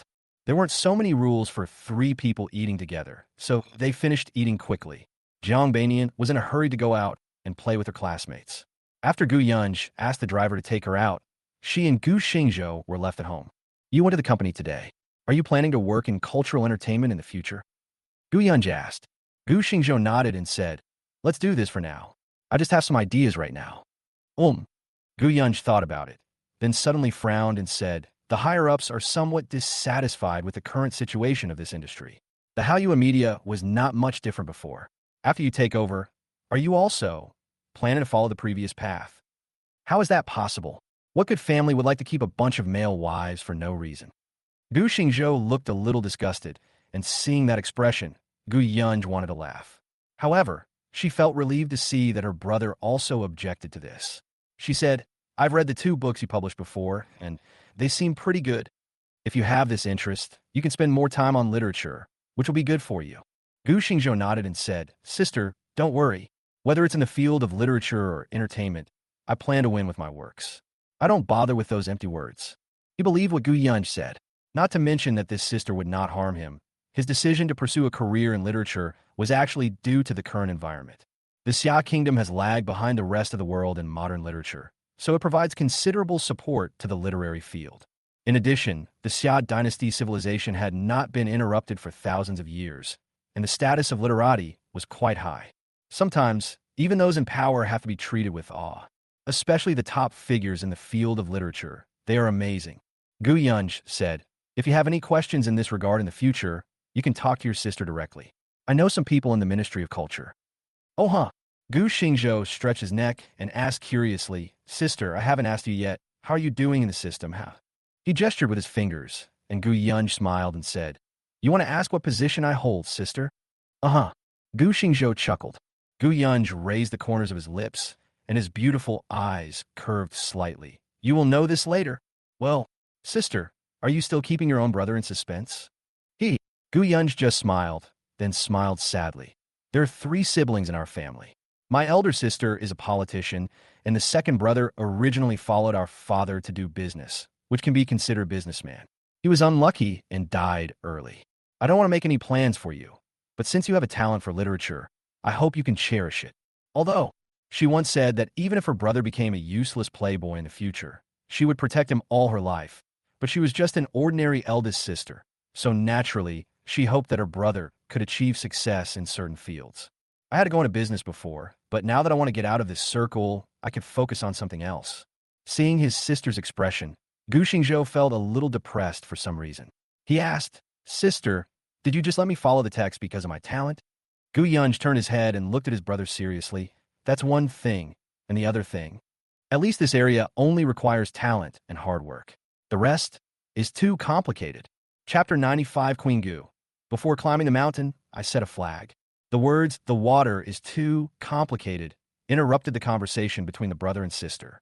The brother and sister tacitly agreed not to continue talking about this matter, but Gu Xingzhou vaguely understood what his sister wanted to say. From this, he felt more and more that his sister seemed to be under different pressures. There was a long silence. He suddenly said, Sister, if I achieve success in the field of literature, can I help you? Gu Yunj was stunned for a moment. She turned around and looked at her brother. Why did you suddenly have this idea? Gu Xingzhou smiled and said, just tell me if it's possible. Gu Yunj heard this and smiled. If your achievements in the field of literature can be as good as those old gentlemen at the top of Xia country, maybe it will be possible. Oh, Gu Xingzhou was surprised. It seemed that his sister's level was not low. Seeing his surprised expression, Gu Yunj couldn't help but laugh and said, you don't think that your sister won't be promoted in the future, do you? Besides, you still have a long way to go to reach their level. Hey, what about surpassing them? When Gu Yunj heard this, her eyelids fluttered. She stood up and walked upstairs, leaving Gu Xingzhou confused. Looking at his sister's back, Gu Xingzhou shouted from behind, Sister, where are you going? You haven't replied to me yet. Gu Yunj turned around and said, Sister, I'm going to sleep for a while. When I fall asleep, maybe I'll dream about you surpassing those people. Well, Gu Xingzhou scratched his head and then gave a bitter smile. Gu Yunj also smiled back and went upstairs. Looking at his sister's back, Gu Xingzhou thought to himself, "Sister, just wait, and when that day comes, don't let your eyes be blinded by the light." Relying solely on his own talent, it might take him a very long time to reach the level of those old gentlemen, or even not be possible. But who can blame him for having a golden finger? Moreover, he already has a world-class work from that world in his hands. Starry night. At the foot of Tianhua Mountain, Gu Yunj looked at the towering main peak of Tianhua Mountain, turned back, and said with a smile, "I heard that it takes about 5 hours to reach the top of the mountain. You just got well. Are you sure there is no problem? Otherwise, we could take the cable car up." Gu Xingzhou looked up, but in fact he could not see anything. He smiled and said, "Let's wait until we get down the mountain." Not to mention, he himself didn't even know his current limit. The Blood Dragon Inner Elixir not only healed his physical injuries, but also made up for all his previous losses. He even found that in the past 2 days his physique was getting stronger every day, and he didn't know how long it would last. With his current physical condition, he is not unable to conquer Mount Tianhua. Seeing that he was insisting, Gu Yunj suddenly became interested. "Then let's have a competition to see who gets tired first." "Hey," Gu Xingzhou smiled. "Sister, then am I taking advantage of you?" Hearing this, Gu Yunj's eyebrows raised, and he quickly and accurately grabbed Gu Xingzhou's ear with one hand and said in a grim tone, "What? Do you mean that sister is old? Huh? No, no, no." Snort. Gu Yunj snorted coldly. "Sister, although I will be 40 in a few years, I have never stopped exercising in these years. If you feel unable to walk later, don't pull me. If you ruin my sunrise, I will beat your butt into pieces." Well, Gu Xingzhou looked at Gu Yunj, who was climbing the mountain with her head held high, and a helpless smile appeared on his face. Since this sister is so brave, we can't spoil her interest. He chased after her and shouted, "Sister, let's make a deal. Whoever says they're tired first will lose." "Okay, whoever loses will give the other a gift." "Gift?" Gu Xingzhou curled the corner of his mouth and said, "My childish sister, just wait for the gifts." 1 hour later, the brother and sister are running neck and neck. To outsiders, this pair of good-looking siblings look like a couple.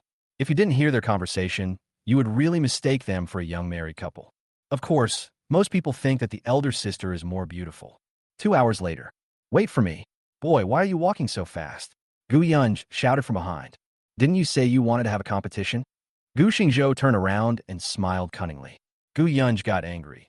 "That's not fair. I'm older than you, and you're taller than me, and you have longer legs." "Gu Xingzhou, my silly sister, it's not that my legs are long, it's that I'm cheating." 3 hours later. "I'm not going to go on anymore. I can't walk anymore." Gu Yunj sat on a rock, and no matter what Gu Xingzhou said, she refused to get up. "If you don't get up, you won't be able to see the sunrise." "No, no." Gu Yunj waved her hands weakly. "Sunrise, sea of clouds, they are all floating clouds. I just want to experience the fun of mountain climbing." Gu Xingzhou's mouth twitched. "Then you admit defeat. Give up?" Gu Yunj raised his eyebrows and said, "Stinky boy, I was wondering why you kept asking me to chat all the way here. Do you think you want to use up my energy? Are you a cunning fellow? It seems like I left you alone to talk. There are quite a few people taking a rest on a mountain trail. After all, they have been climbing for 3 hours straight, and at this point, most people are relying on their perseverance. However, these two siblings did bring some fun to their mountain climbing trip. Not only is the appearance pleasing to the eye, but it's also fun to chat with. It was also the first time that Gu Xingzhou discovered that his sister, who seemed as cold and aloof as a queen, was actually quite cute. "Sister, are you sure we don't want to watch the sunrise?" "No, unless you carry me on your back." "Sister, we can't be so shameless."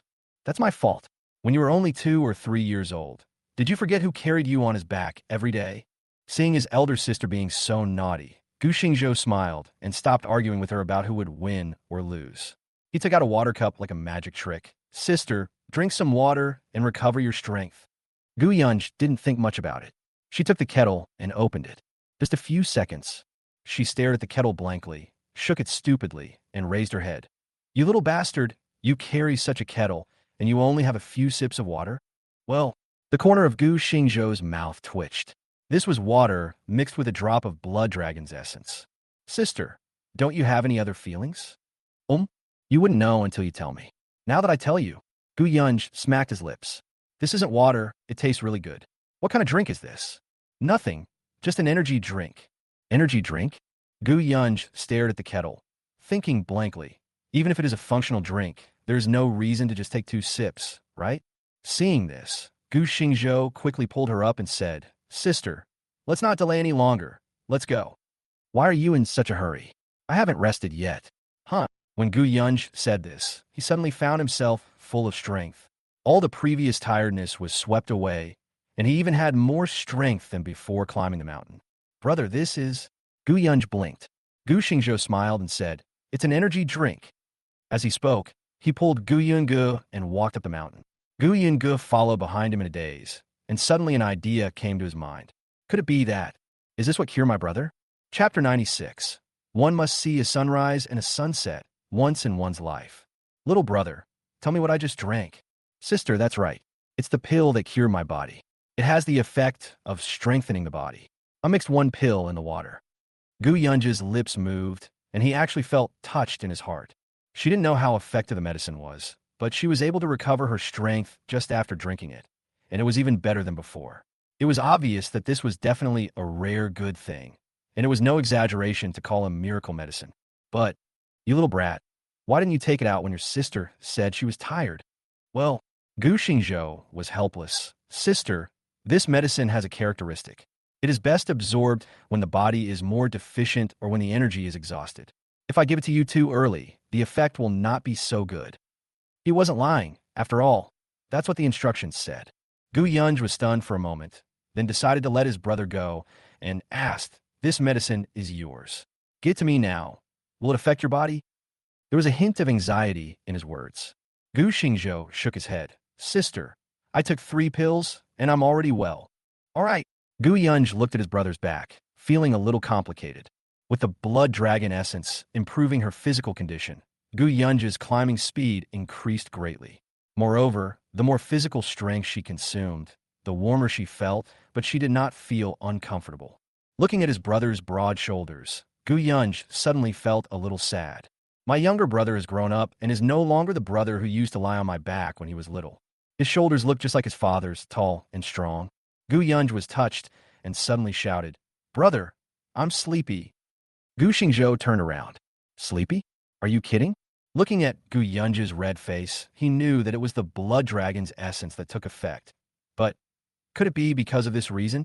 But he didn't feel sleepy at that time. Gu Yunj saw his brother's eyes on him, but still pursed his lips. I am sleepy. What should I do? Gu Xingzhou scratched his head. He couldn't just go down a mountain and go home to sleep, right? Gu Yunj stared at his brother. Carry me up. I'll sleep on your back for a while. I'm going to. Gu Xingzhou's eyes widened. Gu Yunj, I lose the game. DDD.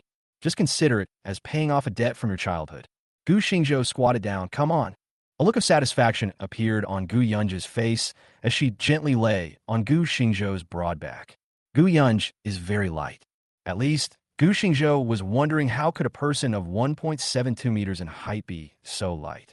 After walking for a short distance, the brother and sister spoke at the same time. What do you eat every day? Why do you feel so light? What do you eat on a daily basis? Why don't you feel tired at all? The siblings.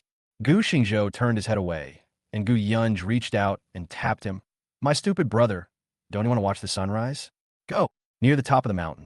Brother, are you tired? Gu Yunj suddenly spoke. Gu Xingzhou felt warm in his heart. Although he already knew that his sister's so-called tiredness was just a trick to make him carry her on his back, he still felt warm when he asked this question. Gu Xingzhou shook his head. Not tired. Then can you sing a song for me? Huh? Gu Xingzhou was stunned. So, I was just moved for nothing? No. Gu Xingzhou said in a muffled voice.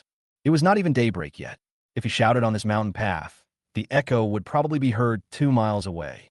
Besides, it was the middle of the night. He couldn't just shout a song like I'll climb the hillside when the sun comes out, and I want to sing when I reach the top.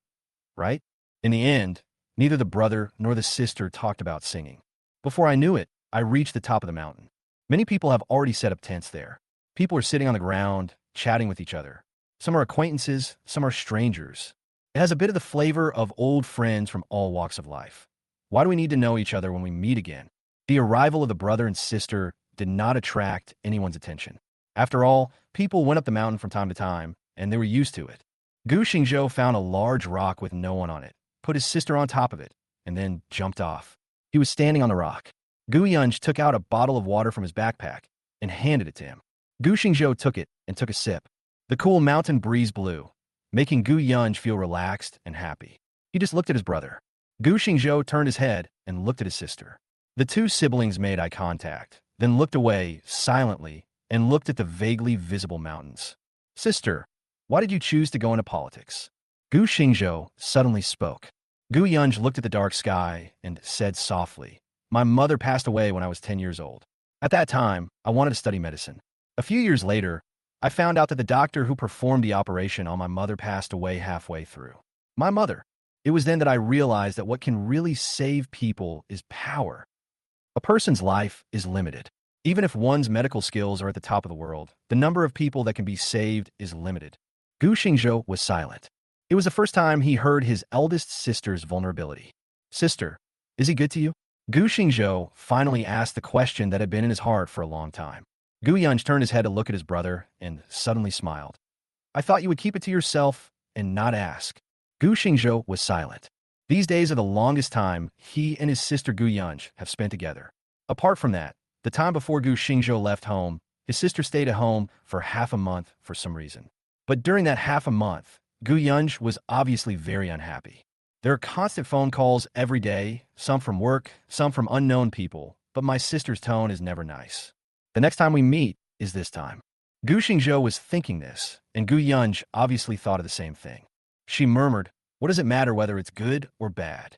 He and I are just using each other. After all, even her own children were conceived through in vitro fertilization. Gu Yunj sighed softly. I only dared to say the last sentence silently in my heart, and did not dare to tell my brother directly. The Su family in Beijing. They made her life successful, but the Su family was also the one she hated the most. Ever since she went to college in Beijing, she seemed to have cut off all ties with her former home. It was not until her parents and second brother died in a car accident that she hurried back to hold the funeral for her parents and brother. After that, she would go back once a year at most, and her purpose was very simple, just to visit her younger brother.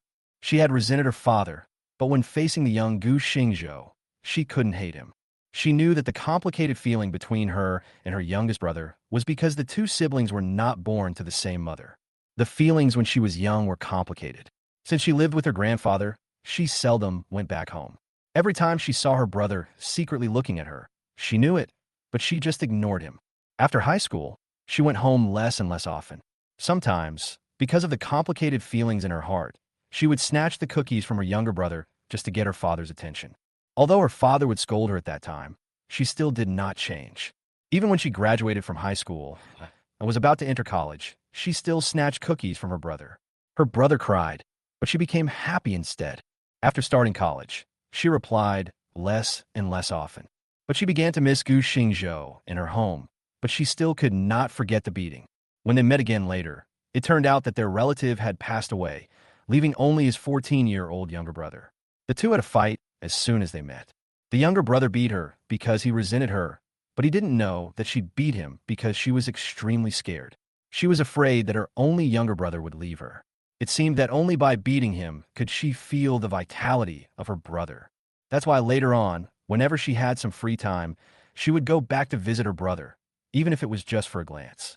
Thinking of the past, Gu Yunj had a smile on her lips, and she leaned her head on her brother's shoulder. Fortunately, it's not too late. The sun gradually rose, and the sunlight broke through the fog like a sharp sword, warm and not dazzling. Gu Yunj murmured, Some people say that a person must see a sunrise and a sunset once in his life. If you're lucky, you can see it with your loved ones, whether it's your family or your lover. The moment of sunrise can heal everything. Chapter 97, The Absurdity of Reality, is like the sun rising over a mass grave. In the end, Gu Yunj still didn't mention the brother-in-law whom he had never met, and Gu Xingzhou once again suppressed his doubts. When he mentioned the so-called brother-in-law, there was no happiness in his sister's eyes and tone, only indifference. The sun slowly rose. The brother and sister tacitly did not speak. They just watched the sun rise silently, feeling the tranquility. Gu Yunj pulled Gu Xingzhou's sleeve. It's so beautiful. How can one not be happy with such a beautiful landscape? The morning sun is warm and healing. The clouds in the sky are connected to the mountain peaks, just like the mist blowing in the mountains. Some are pure white like cotton wool, and some are colorful like smoke. There's a rainbow in the sky, and the clouds are rolling. The top of the mountain became lively, with people rushing to take pictures. Only the brother and sister silently looked at the beautiful scenery, without saying a word or taking pictures, as if they wanted to remember this scene in their hearts. The sunlight gradually became dazzling, and the people on the top of the mountain gradually dispersed. Let's go too. When saying this, Gu Yunj returned to his usual cool and elegant appearance. On the cable car going down the mountain, Gu Yunj suddenly asked, "So many people went to the temple to pray just now. Why did you seem to be resisting?" There is a temple on Tianhua Mountain, which has been passed down for thousands of years. Even though it is on a mountainside hundreds of meters high, it is still very popular, and people come and go in an endless stream. Known as the #1 temple in Jiangbei. Just now, Gu Yunj smiled and told him to go and look for a matchmaker, but Gu Xingzhou refused. "I didn't expect to be asked here." Gu Xingzhou sighed. To ask for marriage in an abstinent temple, to ask about life from a monk who never goes out, to ask about the future from a blind Taoist priest on the street. "Sister, don't you think this is absurd? I can't understand this so-called hope. After all, I think there seems to be an irreconcilable contradiction between the two. If I must say how I feel, this hope is like the sun rising from a mass grave." Gu Yunj smiled and said, "Isn't it because of this contradiction that destiny, and fate are more mysterious and attract people to seek them? That's probably human nature." Gu Xingzhou shook his head and sighed. He looked towards the place on the mountainside where incense was burning. His eyes flickered for a while. "Sister, when will you let me meet my two nephews?" Hearing his brother mention his children, Gu Yunj's expression softened. "Next time I come to Jiangbei, I will bring them with me. She hates her husband, but she loves her two children deeply." Su Tsongqing, the nominal husband, was born weak and had disabled legs. He was simply unable to inherit the Su family's resources, so he set his sights on Gu Yunj, who had returned from studying abroad on a government scholarship. Just because she is an ordinary farm girl with no background, so she is easier to control. But he is also extremely talented. Such a person is the perfect candidate for the Shun family, which is at the top of the world. What's more, Gu Yunj was indeed the best one at that time. The Su family used some means to force her to marry into the Su family. From then on, the burden of the old political family gradually shifted to a woman over the past 10 years. The Shun family had a good plan. Su Tsongqing could not afford it, so they gave Gu Yunj all the resources of the Shun family, but cut off her contact with her family. In this way, this political resource would be inherited by Gu Yunj's children in the future. But the marriage was not voluntary, and it made her a lonely person from then on. How could she not hate it? She hated the Su family and Su Tsongqing. The more the Su family wanted, the less she would give it to them. As a last resort, the Su family turned their attention to Gu Xingzhou, and Gu Yunj compromised. That time I went home to visit my brother. It was like a farewell. Afterwards, Gu Yunj and Su Tsongqing went abroad, and when they came back, they had a pair of children. She hated the Su family, but she treated the pair of children as treasures, as if they were just her, Gu Yunj's children, and had nothing to do with the Su family. After having this pair of children, the Su family seemed to begin to relax their restrictions on her. "Little brother, wait until I come back, and I will give you my gift." At the airport, Gu Yunj was holding her boarding pass and said this just before she went through security. Gu Xingzhou was a little confused. Gu Yunj just smiled, and then said, "Also, a Yao has come to Jiangbei. With her around, I won't worry even if you face the Jian family. Don't hate her anymore. You shouldn't hate her. After all, she raised you after your parents left, and even gave birth to a daughter for you." "What?" Gu Xingzhou was struck by lightning, and his mind went blank. Gu Yunj pulled the suitcase and turned to go through security. Gu Xingzhou finally came to his senses and shouted, "Sister, go back. Listen to your sister." Gu Yunj smiled slightly, feeling relieved. Gu Xingzhou wanted to chase after him, but Gu Yunj waved his hand. "Please explain yourself clearly." Gu Xingzhou really wanted to shout loudly, but Gu Yunj had already walked into the crowd. The car drove to the gate of Yunding Palace. Gu Xingzhou looked outside and suddenly told the driver, "You drive in first. I'll walk here for a while." He was completely confused now, and all he could think about was Gu Yunj's words. He has a daughter, a 6-year-old daughter, Liu Yao. Every time he thought of this woman, Gu Xingzhou had an indescribable feeling. As the fiancé of the second brother, Gu Yunzhou, Lu Yao is worthy of the Gu family. After the death of her parents and second brother, Lu Yao, who had an engagement with her second brother, did not dislike the trouble.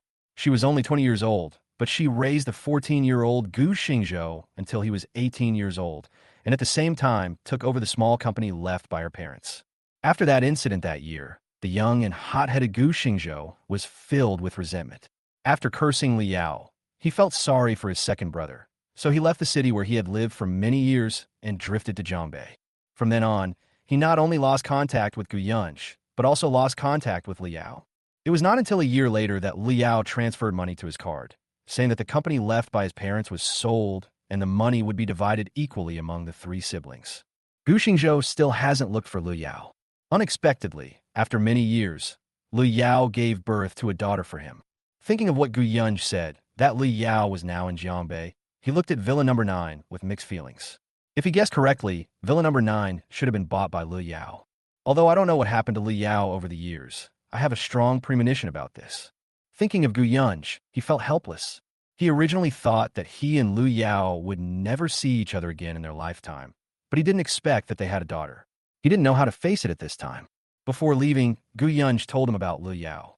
It is not difficult to imagine that she probably had a lot of contact with Li Yao these days, and she wanted Gu Xingzhou and Li Yao to resolve their past grudges. Gu Xingzhou didn't know whether he should resolve the situation. Then he thought, they have a daughter, so it doesn't seem right for them to never have any contact with each other again. Recalling his 18th birthday, Lu Yao got drunk and kept pulling him to keep telling him that he had finally grown up and repeated this several times. At that time, Gu Xingzhou only felt that it was not easy for him to be a sister-in-law. He was only 20 years old, but he took on the responsibility of raising him, and this lasted for 4 years. He thought Lu Yao was telling him that now that he was an adult, he should take responsibility for the entire Gu family. But now thinking back, Lu Yao at that time must have had other feelings in her heart, because she had asked the same question that day. If she did something, would Gu Xingzhou forgive her? Gu Xingzhou didn't think much about it. He just felt that his sister-in-law should have her own life, and he wouldn't be angry even if she really wanted to marry someone else. Although, before this, Lu Yao asked him if he would allow her to marry someone else. Gu Xingzhou's answer was no. Lu Yao never asked again. It was not until later that he found out what Lu Yao was talking about. He broke his promise. His mind was filled with these past events, but his steps never stopped. When he passed by the basketball court, he saw a small figure on the court, holding a huge ball and hitting it clumsily. Gu Xingzhou stopped, and the little girl happened to look back. Seeing the girl's cute face, Gu Xingzhou felt dazed. The little girl was the same. She was a little confused at first, but suddenly her eyes lit up. Dad, you're back. Mom really didn't lie to Daodu. It's really Dad. Chapter 98, the woman that even Gu Xingzhou is afraid of. Dad? Gu Xingzhou subconsciously looked around and found that there was no one else, so, is this kid calling me? As soon as this thought came to mind, the little girl threw away the ball, trotted over, and hugged Gu Xingzhou's legs. Dad, don't you know Daodu? The little girl tilted her head back, with an unspeakable sense of loss in her big black and white eyes. Gu Xingzhou's heart trembled subconsciously. Beans. He squatted down and touched the chubby little face with trembling fingers. When the little girl heard Gu Xingzhou calling her, her eyebrows curved. Dad, that's great. You're finally back. Daodu missed you so much. Two small arms hugged Gu Xingzhou's neck, and Gu Xingzhou's heart was trembling more and more. This girl looked like him 70% between her eyebrows, and from her words, it seemed that this girl's mother seemed to deliberately. Did your mother ask you to wait here? Gu Xingzhou asked in a trembling voice. Daodu hugged Gu Xingzhou's neck and nodded his little head. Yes. Dad, you are so smart. You guessed it right away. So, did she talk to Lu Yao before Gu Yunj came back? Although there was no evidence, he was almost certain that this girl's mother was Lu Yao, whom he had not seen for 7 years. Dudu. Gu Xingzhou held the small body in his arms, as if he had 1,000 words to say, but didn't know how to say them. Dad, why don't you speak? Don't you like Daodu? Daodu let go of Gu Xingzhou's neck and asked seriously. Looking at the pair of big eyes with distinct black and white, Gu Xingzhou's voice became a little dry. How could that be, Dad? Dad likes Daodu the most. Daodu immediately laughed again, and she shouted excitedly. Daodu likes Daddy too. The big and the small hug each other like this, and Gu Xingzhou's heart suddenly calmed down. The little girl kept rubbing against his shoulders like a little mouse digging a hole. After a while, Gu Xingzhou let go of Dao Du and said, "Take me to see your mother." No matter what, the child is 6 years old, and between him and Lu Yao, there is no escape. The little girl nodded heavily and held Gu Xingzhou's big hand with her tiny hand. "Let's go, Dao Du. Take Dad to find Mom." Gu Xingzhou smiled slightly and let the little girl pull him. After walking a few steps, the girl suddenly stopped and said, "Ball, Dad, I didn't take my ball." Gu Xingzhou shook his head and helped the girl to pick up the ball. The girl pulled him with a smile, skipping and jumping like a happy little rabbit. After walking for a while, Gu Xingzhou stared blankly ahead. Isn't this the way back to Villa Number 9? Could it be that? Is Lu Yao in Villa Number 9 now? With doubts, he let Dao Du pull him. Soon, the two stopped in front of a villa. Gu Xingzhou looked at the door plate and blinked suddenly. Number 8. In other words, Lu Yao lives in Villa Number 8? It is less than 200 meters away from Villa Number 9. The door opened, and a person who looked like a nanny came running over. "My little princess, you are finally back." Hey, Aunt May, I found my dad." The little girl looked at the nanny with a smile. The nanny looked up at Gu Xingzhou. Her eyes narrowed, and she shouted hesitantly, "First, sir." Gu Xingzhou was slightly stunned. Just as he was thinking about how to start a conversation, Dao Du pulled Gu Xingzhou's hand and said, "Aunt May, I want to take Dad to find Mom." Gu Xingzhou pursed his lips and let the little girl pull him away, leaving the nanny Aunt May with a thoughtful look on her face. Soon, a duo, one big and one small, came to a castle full of European atmosphere. They stopped at the door, and the little girl opened the door with her smart manner. Before you see the person, the brainwashing tune enters your ears first. Gu Xingzhou looked up and saw that the whole house was decorated in European style. Under the dim light, the magical and brainwashing tunes echoed in the house, creating a strange atmosphere. The hall on the first floor was empty, except for a beam of light on the corridor on the second floor, where people were dancing. The two men, one big and one small, raised their heads and looked at the person dancing. "It's over. Mom is sick again." Xiadu sighed like a little adult and shook her head. Gu Xingzhou was stunned and blurted out, "Illness? What disease?" "Oh, I can't explain it clearly." The little girl frowned and said in a tangled way, "I call it the disease of not having a dad." The corner of Gu Xingzhou's mouth twitched. He raised his head and looked at the woman. She was wearing a red and black tube-top dress and was barefoot. Her dance was cheerful, but with a kind of crazy elegance. Let's talk about healing, but this environment also seems to have a kind of dark madness. It's weird, but it feels like the wind. Suddenly, I remembered a sentence. She was barefoot, spinning lazily like a cat, but also like a peeling soul. Gu Xingzhou's Adam's apple rolled, and he muttered quietly, "Why do I feel like I'm not having a seizure? Instead, I feel like I just killed my cheating husband and his mistress, and I'm not being caught by the uncle in a hat yet." Suddenly, two pairs of eyes looked over. Coming from the side, the little girl raised her head, her eyes full of confusion. Coming from the corridor on the second floor, there was a smile, but it was not a smile, weird and mysterious. Gu Xingzhou met the gaze and shuddered unconsciously. Dao Du, who had been holding Gu Xingzhou's hand, seemed to notice something. She shook Gu Xingzhou's hand and whispered, "Dad, do you want Dao Du to bring you a blanket?" "Well." Gu Xingzhou was puzzled. The little girl continued softly, "You'll be safe if you hide under the quilt. Even ghosts won't dare to touch you. But Dao Du's little quilt probably can't cover Daddy, so you have to put your feet away." This is the legendary biological child. While the two, one big and one small, were talking, the woman on the corridor on the second floor grabbed a long red silk ribbon and slid down to the first floor. The woman was barefoot and walked towards the two men step by step, as if she was taking a stroll. In front of him, the woman bowed gracefully, performing an ancient style of blessing. "Xiao Zhou, nice to see you again." The voice is lazy, with a hint of hoarseness, and has a unique charm. The long-lost voice brought back those dead memories. Gu Xingzhou moved his lips and spoke with some difficulty. "Lu Yao." As soon as he said the two words, the woman suddenly grabbed Gu Xingzhou's collar and moved her dark red lips closer to him. Gu Xingzhou felt a pain. The woman actually bit his lower lip hard. "Oops, is this something a child like me can watch?" Xiao Dao Du screamed in her heart and covered her eyes with her hands, her fingers opening a little wide. Lu Yao was very strong. She grabbed Gu Xingzhou by the collar. He forgot to break free for a moment. He smelled blood in his mouth, but Lu Yao sucked hard as if she was addicted. After a while, Gu Xingzhou pushed the woman away. "What are you doing? The child is still here." "Dad, You can just pretend doubt doesn't exist. Through the gaps between his fingers, the little girl's eyes were curved. Gu Xingzhou glared at her, and the little girl ran away. Gu Xingzhou turned his head and said in a complicated tone, Liao, shut up. The woman's face looked crazy and fierce. You once called me a bitch? Gu Xingzhou, what qualifications do you have to call me by my name? Ah. Chapter 99, Lu Yao's Madness and Insanity. Gu Xingzhou's Timidity and Cowardice. Either you keep calling me a bitch, or you pay me respect and call me sister-in-law. At this moment, Liao's eyes were fierce, as if she wanted to tear Gu Xingzhou to pieces. Gu Xingzhou was silent. He couldn't call his daughter mom. I couldn't even call her sister-in-law. Ah, Gu Xingzhou, you can't speak. Lu Yao smiled grimly. Gu Xingzhou was silent. Lu Yao said crazily again, then I'll give you two choices, marry me, or let me marry someone else. No, Gu Xingzhou said suddenly. Haha. Lu Yao laughed again, with a hint of brokenness in her laughter. She looked at Gu Xingzhou and said sarcastically, sure enough, you are still the same you, arbitrary and selfish.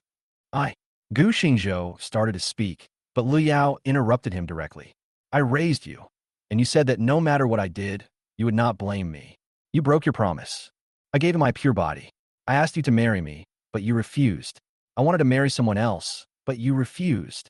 Somehow, the utterly broken feeling on Lu Yao's body made Gu Xingzhou feel scared. He said, in the beginning, it was you who drugged me. Perhaps it was because of his status, or perhaps because of doubt his birth. Gu Xingzhou lacked confidence. Although Lu Yao and his second brother have not yet gotten married, in his heart, Lu Yao's identity is different.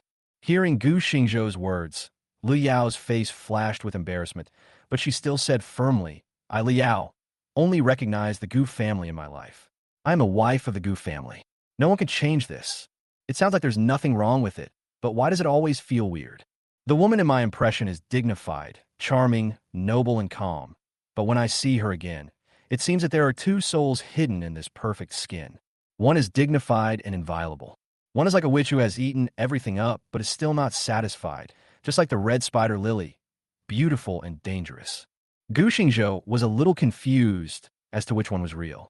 It is undeniable that Lu Yao has reached the most attractive moment in a woman's life. However, Gu Xingzhou, I can see your possessiveness in your eyes. It's not that you're not obsessed, it's that you can't get over it in your heart. Lu Yao directly revealed Gu Xingzhou's inner thoughts. If you say, the thing that Gu Xingzhou could not face the most in his life was probably Lu Yao.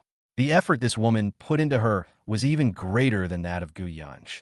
However, the identity of Gu Yunzhou's fiancée was once like an insurmountable chasm in his heart. You shouldn't have drugged me without my consent. Snort, Lu Yao said disdainfully.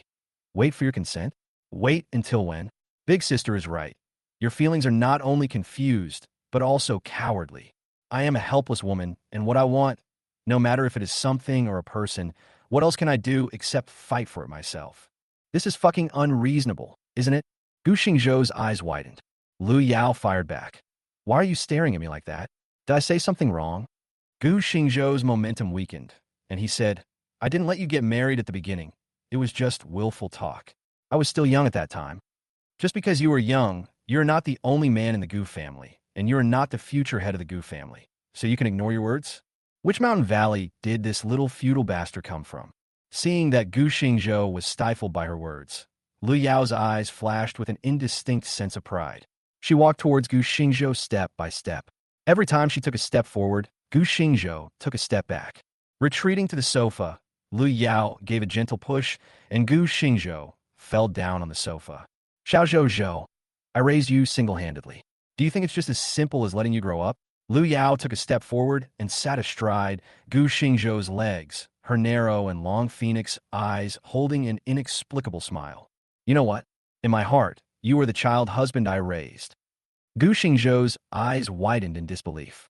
Lu Yao reached behind her back, unzipped her dress, and said playfully, what I dared to do 7 years ago, I, Lu Yao, still dare to do today. This time, no more medicine for you. As she said that, the woman bit him madly and passionately. Gu Xingzhou felt as if 10,000 grassland horses covered in mud were galloping past. 7 years ago, you drugged me, and this time you're not going to pretend, right? Passion, impulse, possession overwhelmed his reason, and Gu Xingzhou turned over. A cow or a horse that allows others to ride on it cannot do that. Snap! The bedside light was turned on, and it was already dark. Gu Xingzhou leaned against the head of the bed, with Lu Yao resting her head on his shoulder. After a while, he was the first to break the silence. Dao Du Shi, Gu Hui, I'll wait for you to come back. Why does it feel like fennel beans? Gu Xingzhou blinked, and his straight male thinking began to take effect. Lu Yao? The woman bit him gently and said, Is there anyone who is a father like you? Gu Xingzhou smiled. Perhaps it was because after the in-depth communication, all his previous worries were gone, and he felt a rare sense of relief. Lu Yao heard the relief in the laughter and sighed softly. Gu Xingzhou, you are so heartless, and you even scolded me. There was such a strong resentment in his tone that even the king of hell would take a detour if he saw him. Gu Xingzhou knew what she wanted to express. I shouldn't have scolded you in the first place, but why did you give me medicine? Can't get through, right? Lu Yao muttered. I didn't think too much about it at the time. At first, I just wanted to give you everything in the Gu family when you grew up. But as I watched you grow from a little brat into a sunny young man, I knew that one day you would grow up and leave. So, I want to have a child and grow up with him. So, you just wanted a child at that time? Gu Xingzhou looked at her. Lu Yao raised her head and found a more comfortable position to lean against. She closed her eyes and her eyelashes trembled. That was the case at first, but then I thought, I am a helpless woman, and the one I am most familiar with is your family. I already have the chance to be Gu's daughter-in-law. If that's the case, why would I go find a family I'm not familiar with and marry myself into it? At least in the Gu family, I don't have to compromise. But I didn't expect that you would react so strongly. You said you would abandon me. I know I'm older than you, and I never thought of monopolizing you. I just want to stay in the Gu family. Although my parents are gone, as long as you are here, the family will not fall apart, but you left too. Gu Xingzhou was silent. Lu Yao was originally just an employee in the Gu family factory. Later, she joined the Gu family because she had the shadow of Gu Yunj. In fact, Gu's father's kindness to her was based on his debt to his eldest daughter. It is impossible to comment on whether this kind of emotional transfer is right or wrong. However, Lu Yao kept it in her heart. Maybe she only existed to replace Gu Yunj, but the kindness of the Gu family to her was real. This also led to what happened later. Even when the Gu family was broken up, she did not leave. For one thing, she didn't want to leave. Secondly, maybe she didn't know where to go after she left. She took Gu Yunj's place in the Gu family, but also assumed Gu Yunj's responsibilities as a daughter and eldest sister. Compared with Gu Yunj, Gu Yunzhou, and Lu Yao, Gu Xingzhou seems to be the one who has never taken on any responsibility. Regardless of Gu Yunj or Lu Yao, they now regard him as the head of the Gu family. Facing these two women, Gu Xingzhou questioned himself for the first time. Does he deserve it? P.S. The author said at the end of the chapter, you can take a look. Chapter 100. Don't be scared. I slept with Jenny. Seeing that Gu Xingzhou was silent again, Lu Yao suddenly changed the subject. Tell me about you. Why are you so useless? You've been bullied to this extent by the adopted son of the Jiang family. And what about the son-in-law of the Jian family?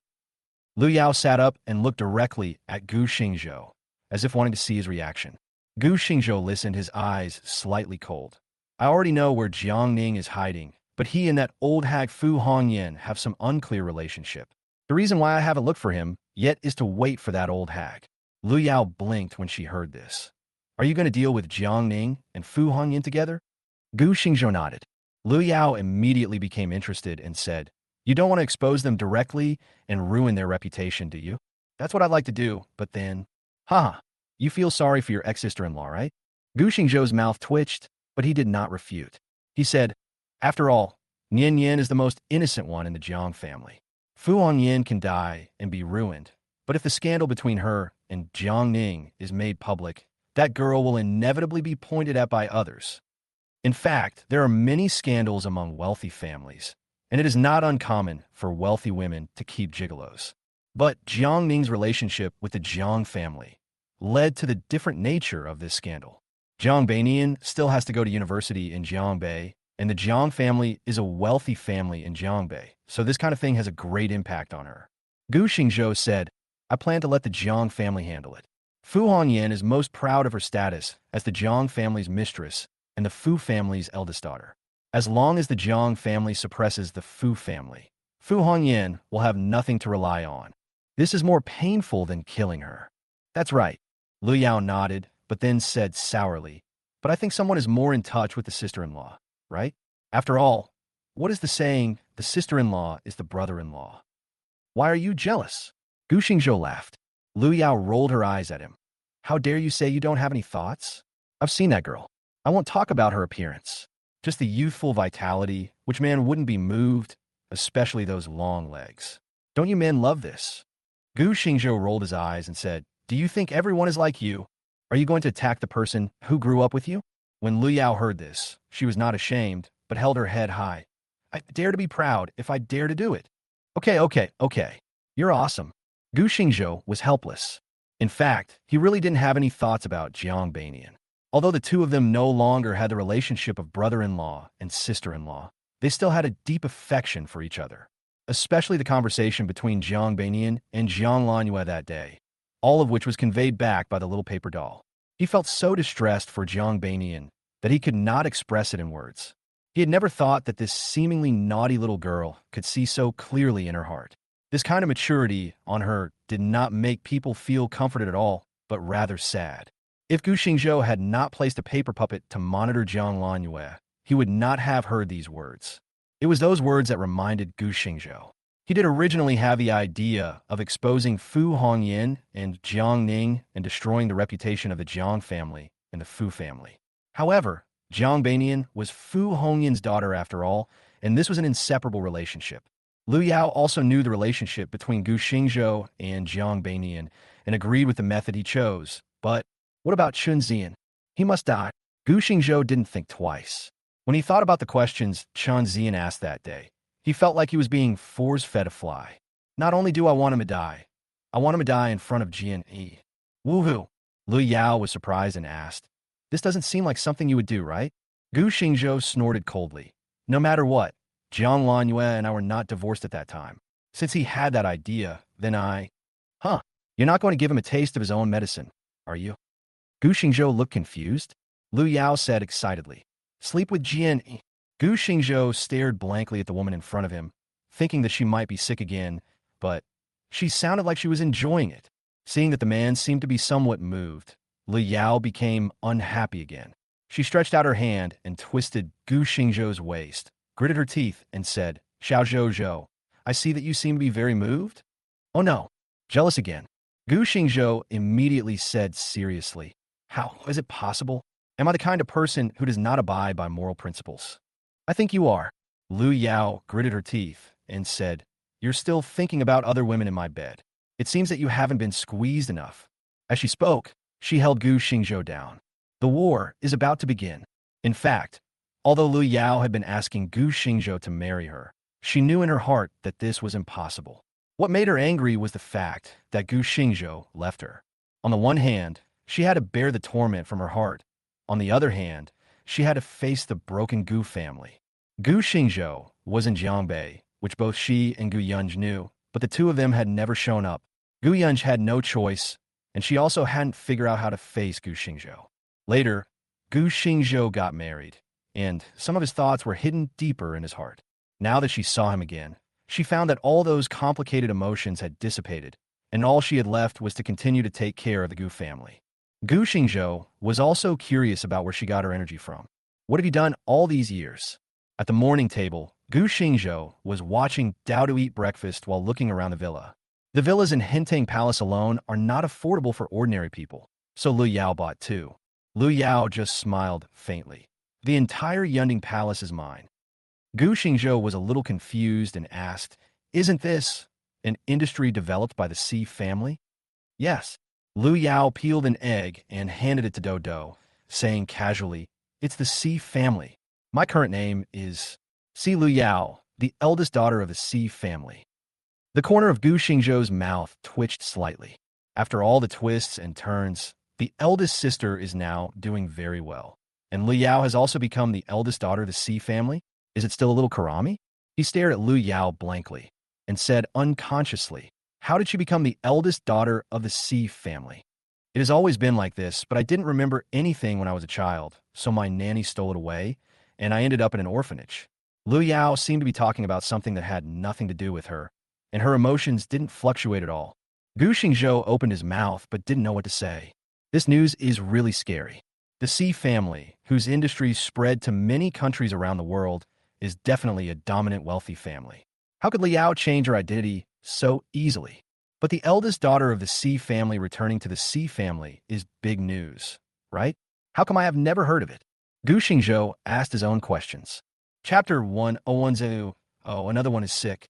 When she was found, she was already pregnant with Daodu. It was still a light-hearted remark.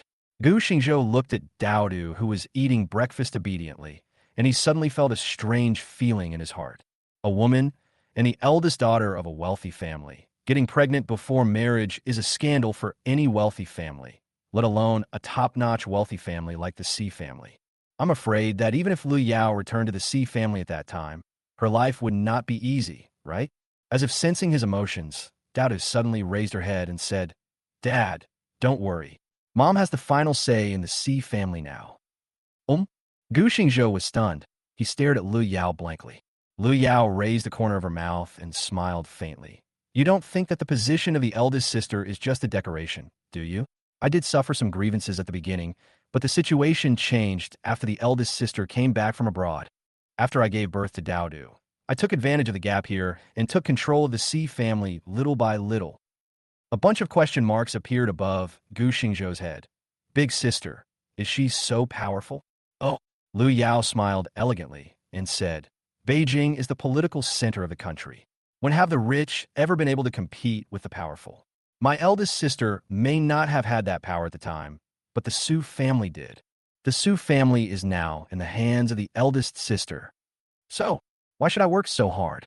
Gu Xingzhou felt stunned by this sudden news. Compared with Gu Yunj and Liao, he was a waste. I spent almost half my life to get the moon landing technology, but it seems to be just that. He even had a feeling that his sister and Liao seemed to be the ones who were destined to play the heroine. Seeing Gu Xingzhou's confused look, Liao burst out laughing.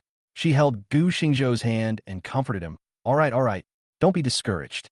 My elder sister and I both stood on the shoulders of others. You didn't have such good conditions back then." "Okay." Gu Xingzhou glanced at Lu Yao unhappily and said, "Thank you for your comfort." Hearing Gu Xingzhou's slightly resentful tone, Lu Yao and Dodo, mother and daughter, immediately burst into joy. Seeing this, Gu Xingzhou's face became even darker. "Dad, don't be embarrassed. It's okay to be a freeloader for Mom and Aunt. After all, you are the man who takes care of the family." "Damn, the little cotton jacket I just put on is leaking air." However, Liao laughed even more happily when she heard her daughter say that. After a while, the desktop returned to silence. Lu Yao said, "I'm going to be out for a few days. Daodu will stay with you during these days. If you like living here, you can live here. If you don't like it, you can go to Villa number 9. Also, aren't you going to change office buildings? Let's go to Qingzhou Building." "Light Boat Building." Gu Xingzhou rolled his eyes and said, "Am I crazy? Do you think I can afford the rent there now? If little Neza was in the picture, he might have the confidence, but right now, he still plans to live frugally." Lu Yao smiled after hearing this. "Don't you have any idea about the name of this building?" Gu Xingzhou hesitated and asked, "Is this building yours?" Lu Yao smiled and nodded. "Floors 67 to 88 of Building 3 are all yours to use." Gu Xingzhou glared and said, "My small media company doesn't need such a big place. Qingzhou Building is called a building, but it is actually more like a park. There are 3 buildings in total, among which building number 3 is the tallest, with 88 floors. It is currently the tallest building in Jiangbei. The entire park took a total of 3 years to build. Now, with just one word from Lu Yao, the top 20 floors were given to him to use." Gu Xingzhou felt like he was being beaten by a gigolo. "Use it first. It's impossible that you won't be able to use it in your lifetime." After breakfast, Lu Yao left the father and daughter and went away. Without any supervision, little Gu Daodu instantly let himself go. "Dad, today is the first day of our father-daughter reunion. Don't you plan to take me out to play?" Daodu asked, holding Gu Xingzhou's hand and tilting her head. Gu Xingzhou blinked and asked, "Shouldn't you go to school at this time?"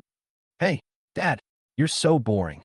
Even Mom knows that we just got reunited, and she specially asked for leave from school." Gu Daodu rolled his eyes like an adult. Gu Xingzhou rubbed her little head in annoyance and said, I always feel that your mother has gone out to have some free time because of you. After all, raising a divine beast can be very troublesome sometimes. Come on, the sun is strong today. Let's play at home first. When the sun gets smaller, Dad will take you out to play. Okay, but Dowda wants to go to Dad's house. Dowda raised his head and blinked his eyes and said, Dowda hasn't been to Dad's house yet. Gu Xingzhou was stunned. Dowda doesn't like it here. Snort. Dowda curled her lips and said, I've already said that this place is purely the masterpiece of my mother after she had an attack. It's dark and not fun. Gu Xingzhou's mouth twitched. Then let's change places. Dowda nodded, then looked up at Gu Xingzhou's shoulder. Dad, can I ride on your shoulders like other kids? Well, looking at the little girl's expectant eyes, Gu Xingzhou's heart softened. He squatted down and said softly, Of course. As he spoke, he picked up the little girl and placed her on his shoulders. Wow, Dad, you are so awesome. You are so tall. Gu Daodu, who was sitting on Gu Xingzhou's shoulders, had bright eyes. She shouted excitedly, Dad, look, there's so many big white geese in the lake over there. He suddenly thought of the big, sparkling white goose at home. I haven't been home for 2 days and nights, and this girl didn't even send me a message. Could she have gone out and played? As the little girl was yelling all the way, the father and daughter arrived at Villa Number 9. As soon as they entered the door, Oh, Chun Chun, you stupid girl. You are always a step behind. My big white goose is almost bald. Gu Xingzhou put his daughter down. The little girl tilted her head and looked at Gu Xingzhou. The eyes of father and daughter met. Dowda's eyes seemed to be asking, Dad, why is there someone sick here too? Gu Xingzhou said, I am also a hen. The little girl suddenly felt bored. She tiptoed to Jiang Bainian's side and stretched her little head towards the mobile phone screen. Jiang Bainian was playing happily when suddenly a furry little head blocked his view. Jiang Bainian was stunned and stopped what he was doing. The big white goose on the screen was immediately turned over by someone. Dowda looked at the big green goose kneeling down and immediately turned around and said, Sister, you are being bullied. Suddenly, the eyes of the two people, one big and one small, met. Wow, what a cute little Dowdu. Jiang Bainian threw his phone away, picked up Dowdu, kissed his chubby face, then looked at the confused Dowdu and rubbed him with his hands. Kunai. Dowdu stared at her. His eyes suddenly became crystal clear, and finally, his mouth flattened. Dad, she looks so scary when she's having an attack. Chapter 102. The plump white lady with jewels and a cute little husband? What? Xiao Nian saw the little kid running away with his short legs. Now he was hugging Gu Xingzhou's thigh, glancing at her with a fearful look on his face. He looked completely stupid. A sentence keeps spinning in my mind. The little kid calls my brother-in-law.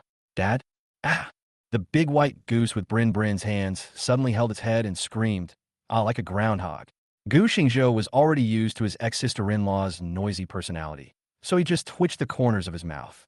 Little Dowdu, who didn't understand what was going on, just felt that her beautiful sister was getting sicker. Duong. Gu Xingzhou knocked Jiang Bainian on the forehead and said, What are you yelling about? Can't you see that you scare my daughter? Well, brother-in-law, you forget the old one when you have a new one. Ba. When little Nian opened her mouth, she was still so excited.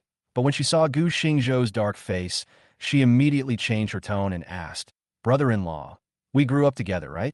Why didn't I know you had a daughter? Gu Xingzhou was speechless. What does it mean to grow up together? I'll watch you grow up, okay? Hearing her ask about Dowdu, Gu Xingzhou thought for a moment and said, This matter is complicated. You will know it later. Come to think of it, he didn't know how to explain Dowda's birth. He couldn't tell Jiang Bainian that he had an unknown sister-in-law who drugged him and then borrowed his seeds, right? This sounds absurd. After hearing this, Jiang Bainian knew that he wouldn't be able to get anything out of her for a while, so the girl's eyes rolled around. Little darling, can I play games with you? The smile on her face looks just like Grandma Wolf. Xiao Dowda shrank in her father's arms and looked up at Gu Xingzhou. Dad, she looks like the black pig demon in the story. Gu Xingzhou. Jiang Bai read. I am a young and beautiful girl. But in the eyes of a little guy like you, I am just the incarnation of a black pig monster. Xiao Nian's face became increasingly darker.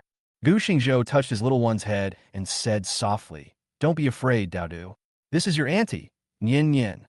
Oh, with the comfort of her father, Xiao Dowdu was no longer afraid. She looked at Jiang Bainian with curiosity in her big eyes.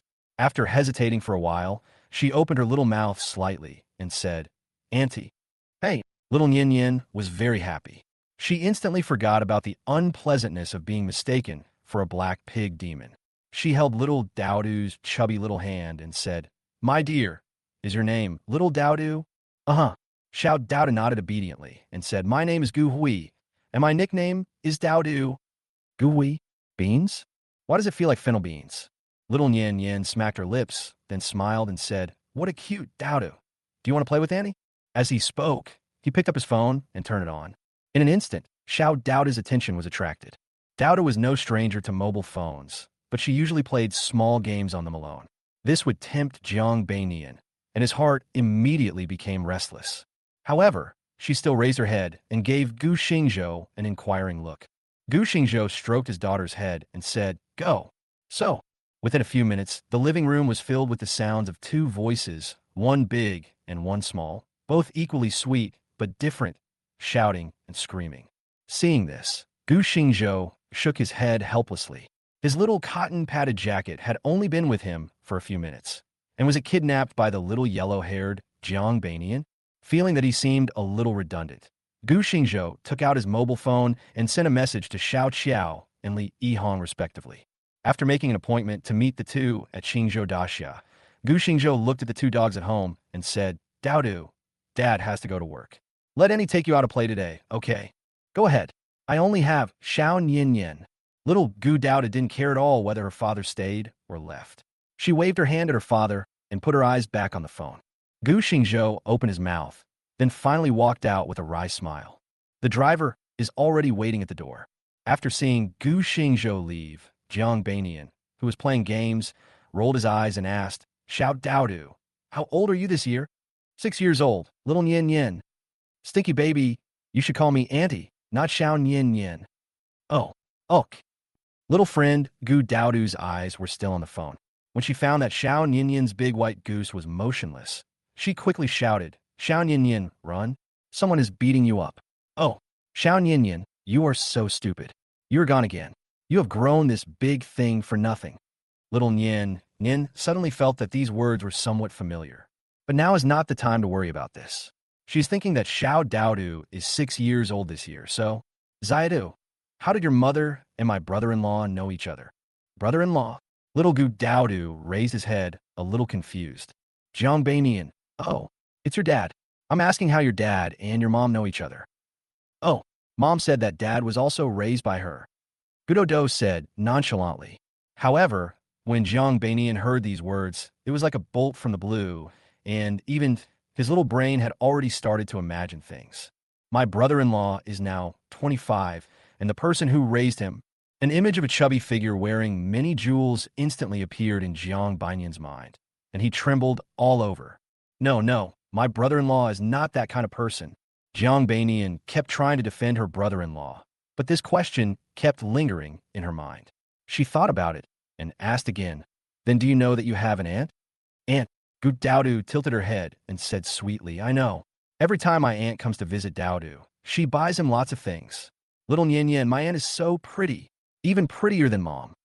Prettier than Mom. It's over." Xiao Yin Yin's face turned pale, and the image of the fat man with jewels and gems was completely fixed in her mind. Her brother-in-law, Xiao Yin Yin, was kept by a fat woman and had a little baby. Cry. In an instant, Xiao Yin Yin's mind was in a mess. My brother-in-law was trying to make peace with himself. Fatty, wearing jewels, hooked his chin and made a strange sound of GGG. "Oh my God." Xiao Yin Yin said that she couldn't accept it. She couldn't accept it at all. At this time, Gu Dowdu seemed to have noticed something was wrong with her aunt. She raised her head and asked in confusion, "Xiao Yin Yin, what's wrong with you?" "Ah, this." Looking at the cute little kid, Xiao Yin Yin was a little at a loss. She couldn't tell this little Dowdu that her little head was filled with overbearing jewels and a delicate brother-in-law, right? Chapitre 103 Le Yao est gift. Gu Xingzhou had no idea that in his ex-sister-in-law's mind, he had already been portrayed as the fat rich woman's little husband.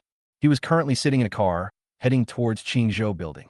Qingzhou Building, as a newly opened commercial center in Jiangbei, is not far from Hentang Palace. It was originally used by Liu Yao as the new headquarters, which shows the ambition of this woman. 2 66-story buildings, one 88-story building, a total of 3 buildings are used as headquarters, which is shocking to think about. Gu Xingzhou did not ask how much of the Xi family's assets this woman currently controlled.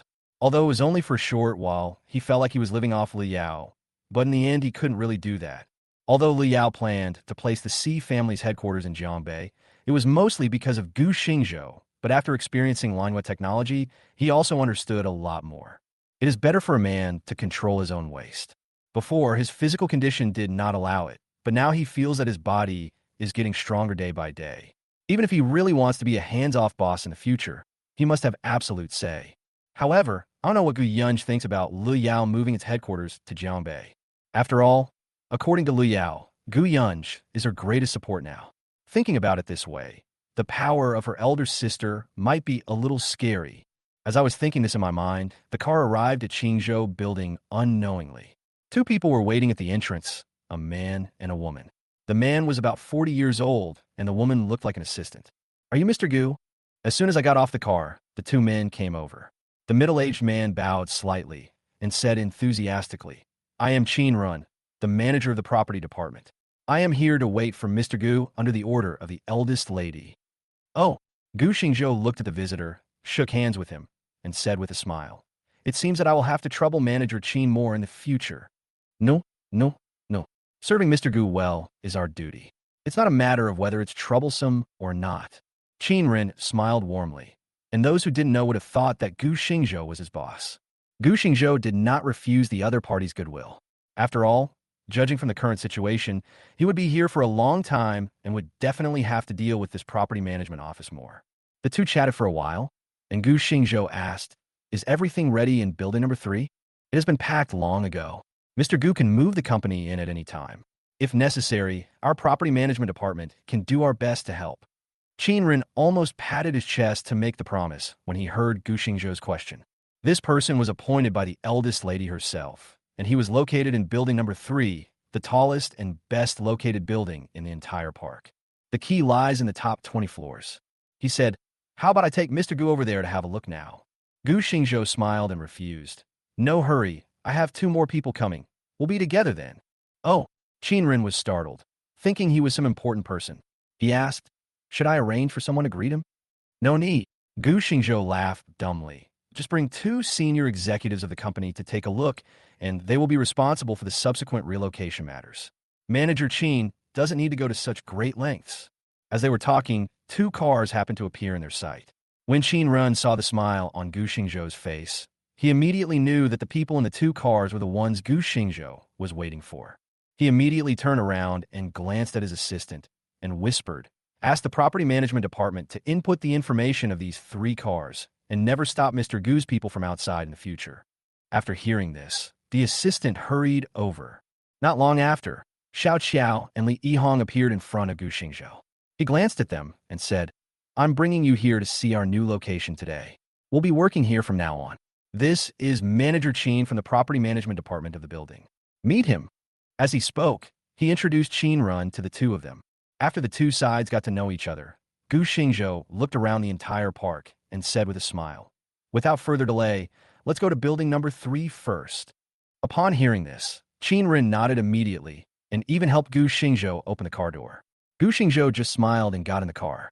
Xiao Qiao and Li Yihong, who were standing beside him, saw this, and although they were full of questions, they followed his car silently.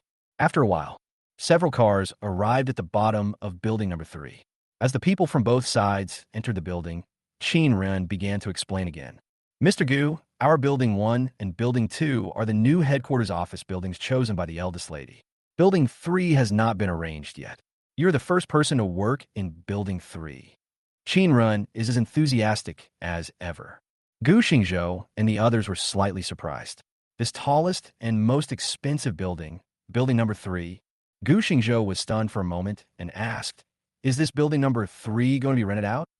In fact, the outside world had no idea that Li Yao was planning to move its headquarters to Jiangbei. From the initiation of the project to its completion, there was much speculation from the outside world, but most people only thought that it would become a future commercial center, but they did not know that Li Yao was planning to relocate its headquarters. After all, the Xi family was mainly located in the southwest before, and no one could have imagined or no one would have thought that the Xi family would move its headquarters to Jiangbei. Gu Xingzhou also asked this question, and Lu Yao did not hide it. The C family has been operating in the southwest for too long, and the relationships are complicated. Even though she has basically taken control of the C family, the other members of the C family are deeply rooted in the southwest and still create a certain resistance to Lu Yao.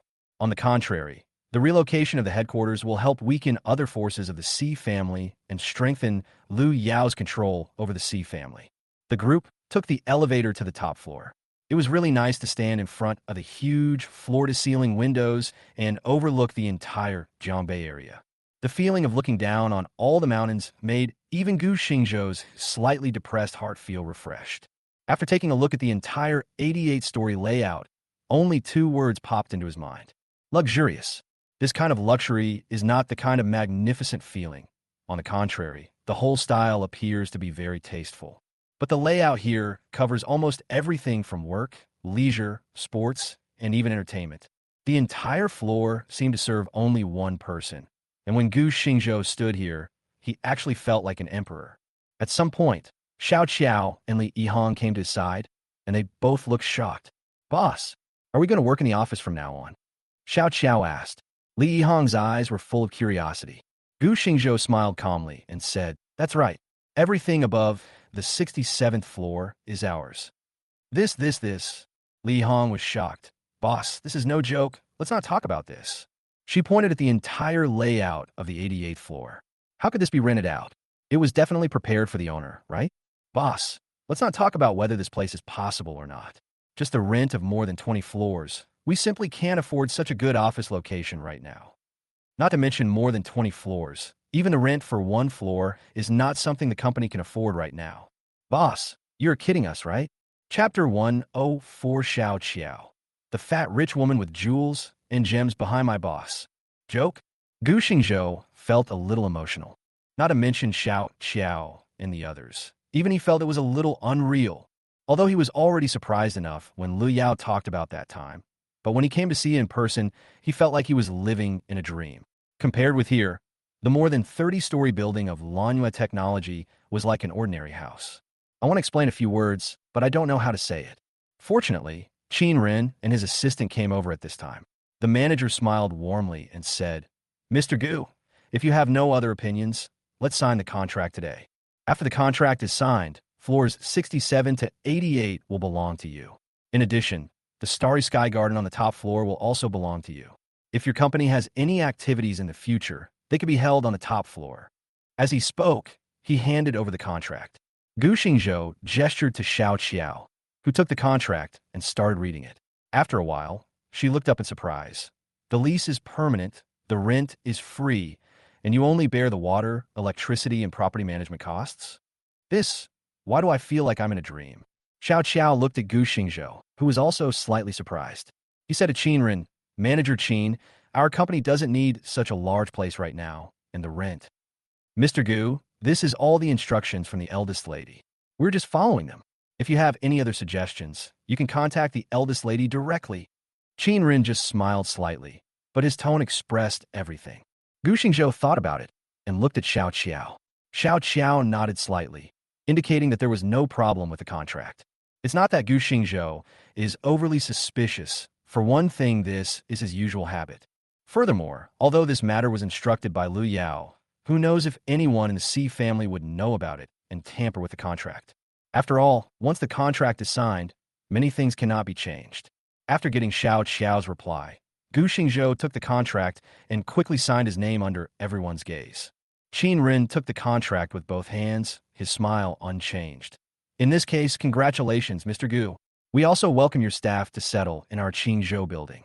If you have any questions in the future, you can contact me or my assistant directly." Gu Xingzhou stretched out his hand and shook hands with the other party and said with a smile, "There will be a chance." Qinren heard this and smiled very perceptively. "Then I won't disturb Mr. Gu and the two of you from visiting." Having said that, he bowed to the few people again and then left with his assistant. As soon as the two of them left, Xiao Qiao couldn't help but exclaimed, "Oh my God! Boss, are you being kept by some wealthy daughter?" She heard the word young lady clearly. She denied Gu Yunj immediately. Although this young lady is very powerful, she would never abuse her power for personal gain, let alone what happened today.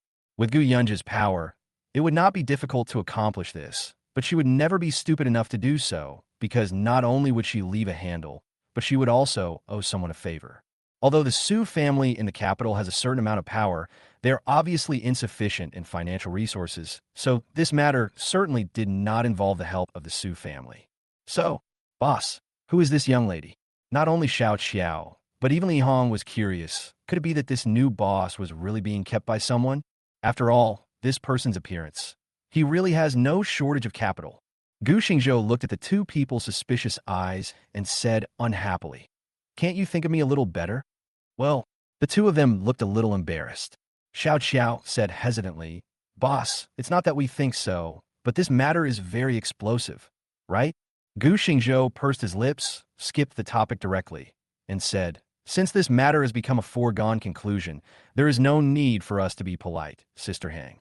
He looked at Li Yihong and said, "Find a professional to plan how to use these floors. The focus should be on future development. Don't let the company expand and then have to replan the office area." Li Yihong heard this, thought for a moment, and asked, "Boss, the key point is what kind of scale you want to build." Although she and Gu Xingzhou had talked about it before, it was still too superficial, especially when traffic is the mainstream. Gu Xingzhou has decided to win with her works, but she doesn't know how long she can last on this path. She is now more of a gamble, betting that Gu Xingzhou will succeed. After all, her ultimate dream is to run a top media company. Compared to a company that wins by traffic, the achievements brought by winning by works are more fascinating. However, the prerequisite for this path is to ensure a steady supply of works. Li Yihong didn't dare to bet on this. Gu Xingzhou knew what Li Yihong was worried about after just one listen. He thought for a moment and asked, "Have you asked anyone to look at the music scores I gave you?" "I've seen it." When this was mentioned, Li Yihong's expression immediately brightened up, and he said, "Many of them are of golden quality, especially the songs by Li Feiyu, Shun Ji, and Chen Han, which are definitely classics that can be sung by the public. Even the other second-tier ones are pretty good. I'm confident that these songs will make our artists famous overnight. That is, it's Ling Yin and Zhou Yu." Gu Xingzhou laughed when he heard this. He knew what Li Yihong wanted to say, but he kept it a secret and did not answer her doubts. Instead, he asked, "If I tell you that the company will have a steady stream of songs of this quality in the future, how far do you think the company can go?" "What?" Li Yihong was shocked. "Ensure quality and keep it continuous?" Li Yihong's breathing suddenly became heavy. If this was true, then the future prospects of this company would be. Gu Xingzhou smiled slightly and asked again, "What if I tell you that not only songs, but also movies, TV series, or animation, and even variety shows? As long as it is in this field, we can guarantee absolute quality. How far do you think we can go?" Gu Xingzhou's tone was full of confidence. To be honest, if he didn't have the golden finger, he would want to get involved in this field. With his current network of contacts, he is confident that he can build a good media company. But it's hard to say whether you can sit on the throne of the leader. After all, he himself couldn't accept the current atmosphere in the circle. How could he do something he didn't want to do just for money? As far as money is concerned, with the shares of MANHWA technology, even if he sells all of them in the end, it will be enough for him to spend his whole life. Why would you do something you don't want to do just to make money? Facing Gu Xingzhou's strong self-confidence, Li Yihong raised his head without hesitation. "If the boss can guarantee what you said, then I am confident that Zhouxing Media will definitely become the leader in the industry." When Gu Xingzhou heard this, he immediately laughed. "Okay, then I'll wait and see."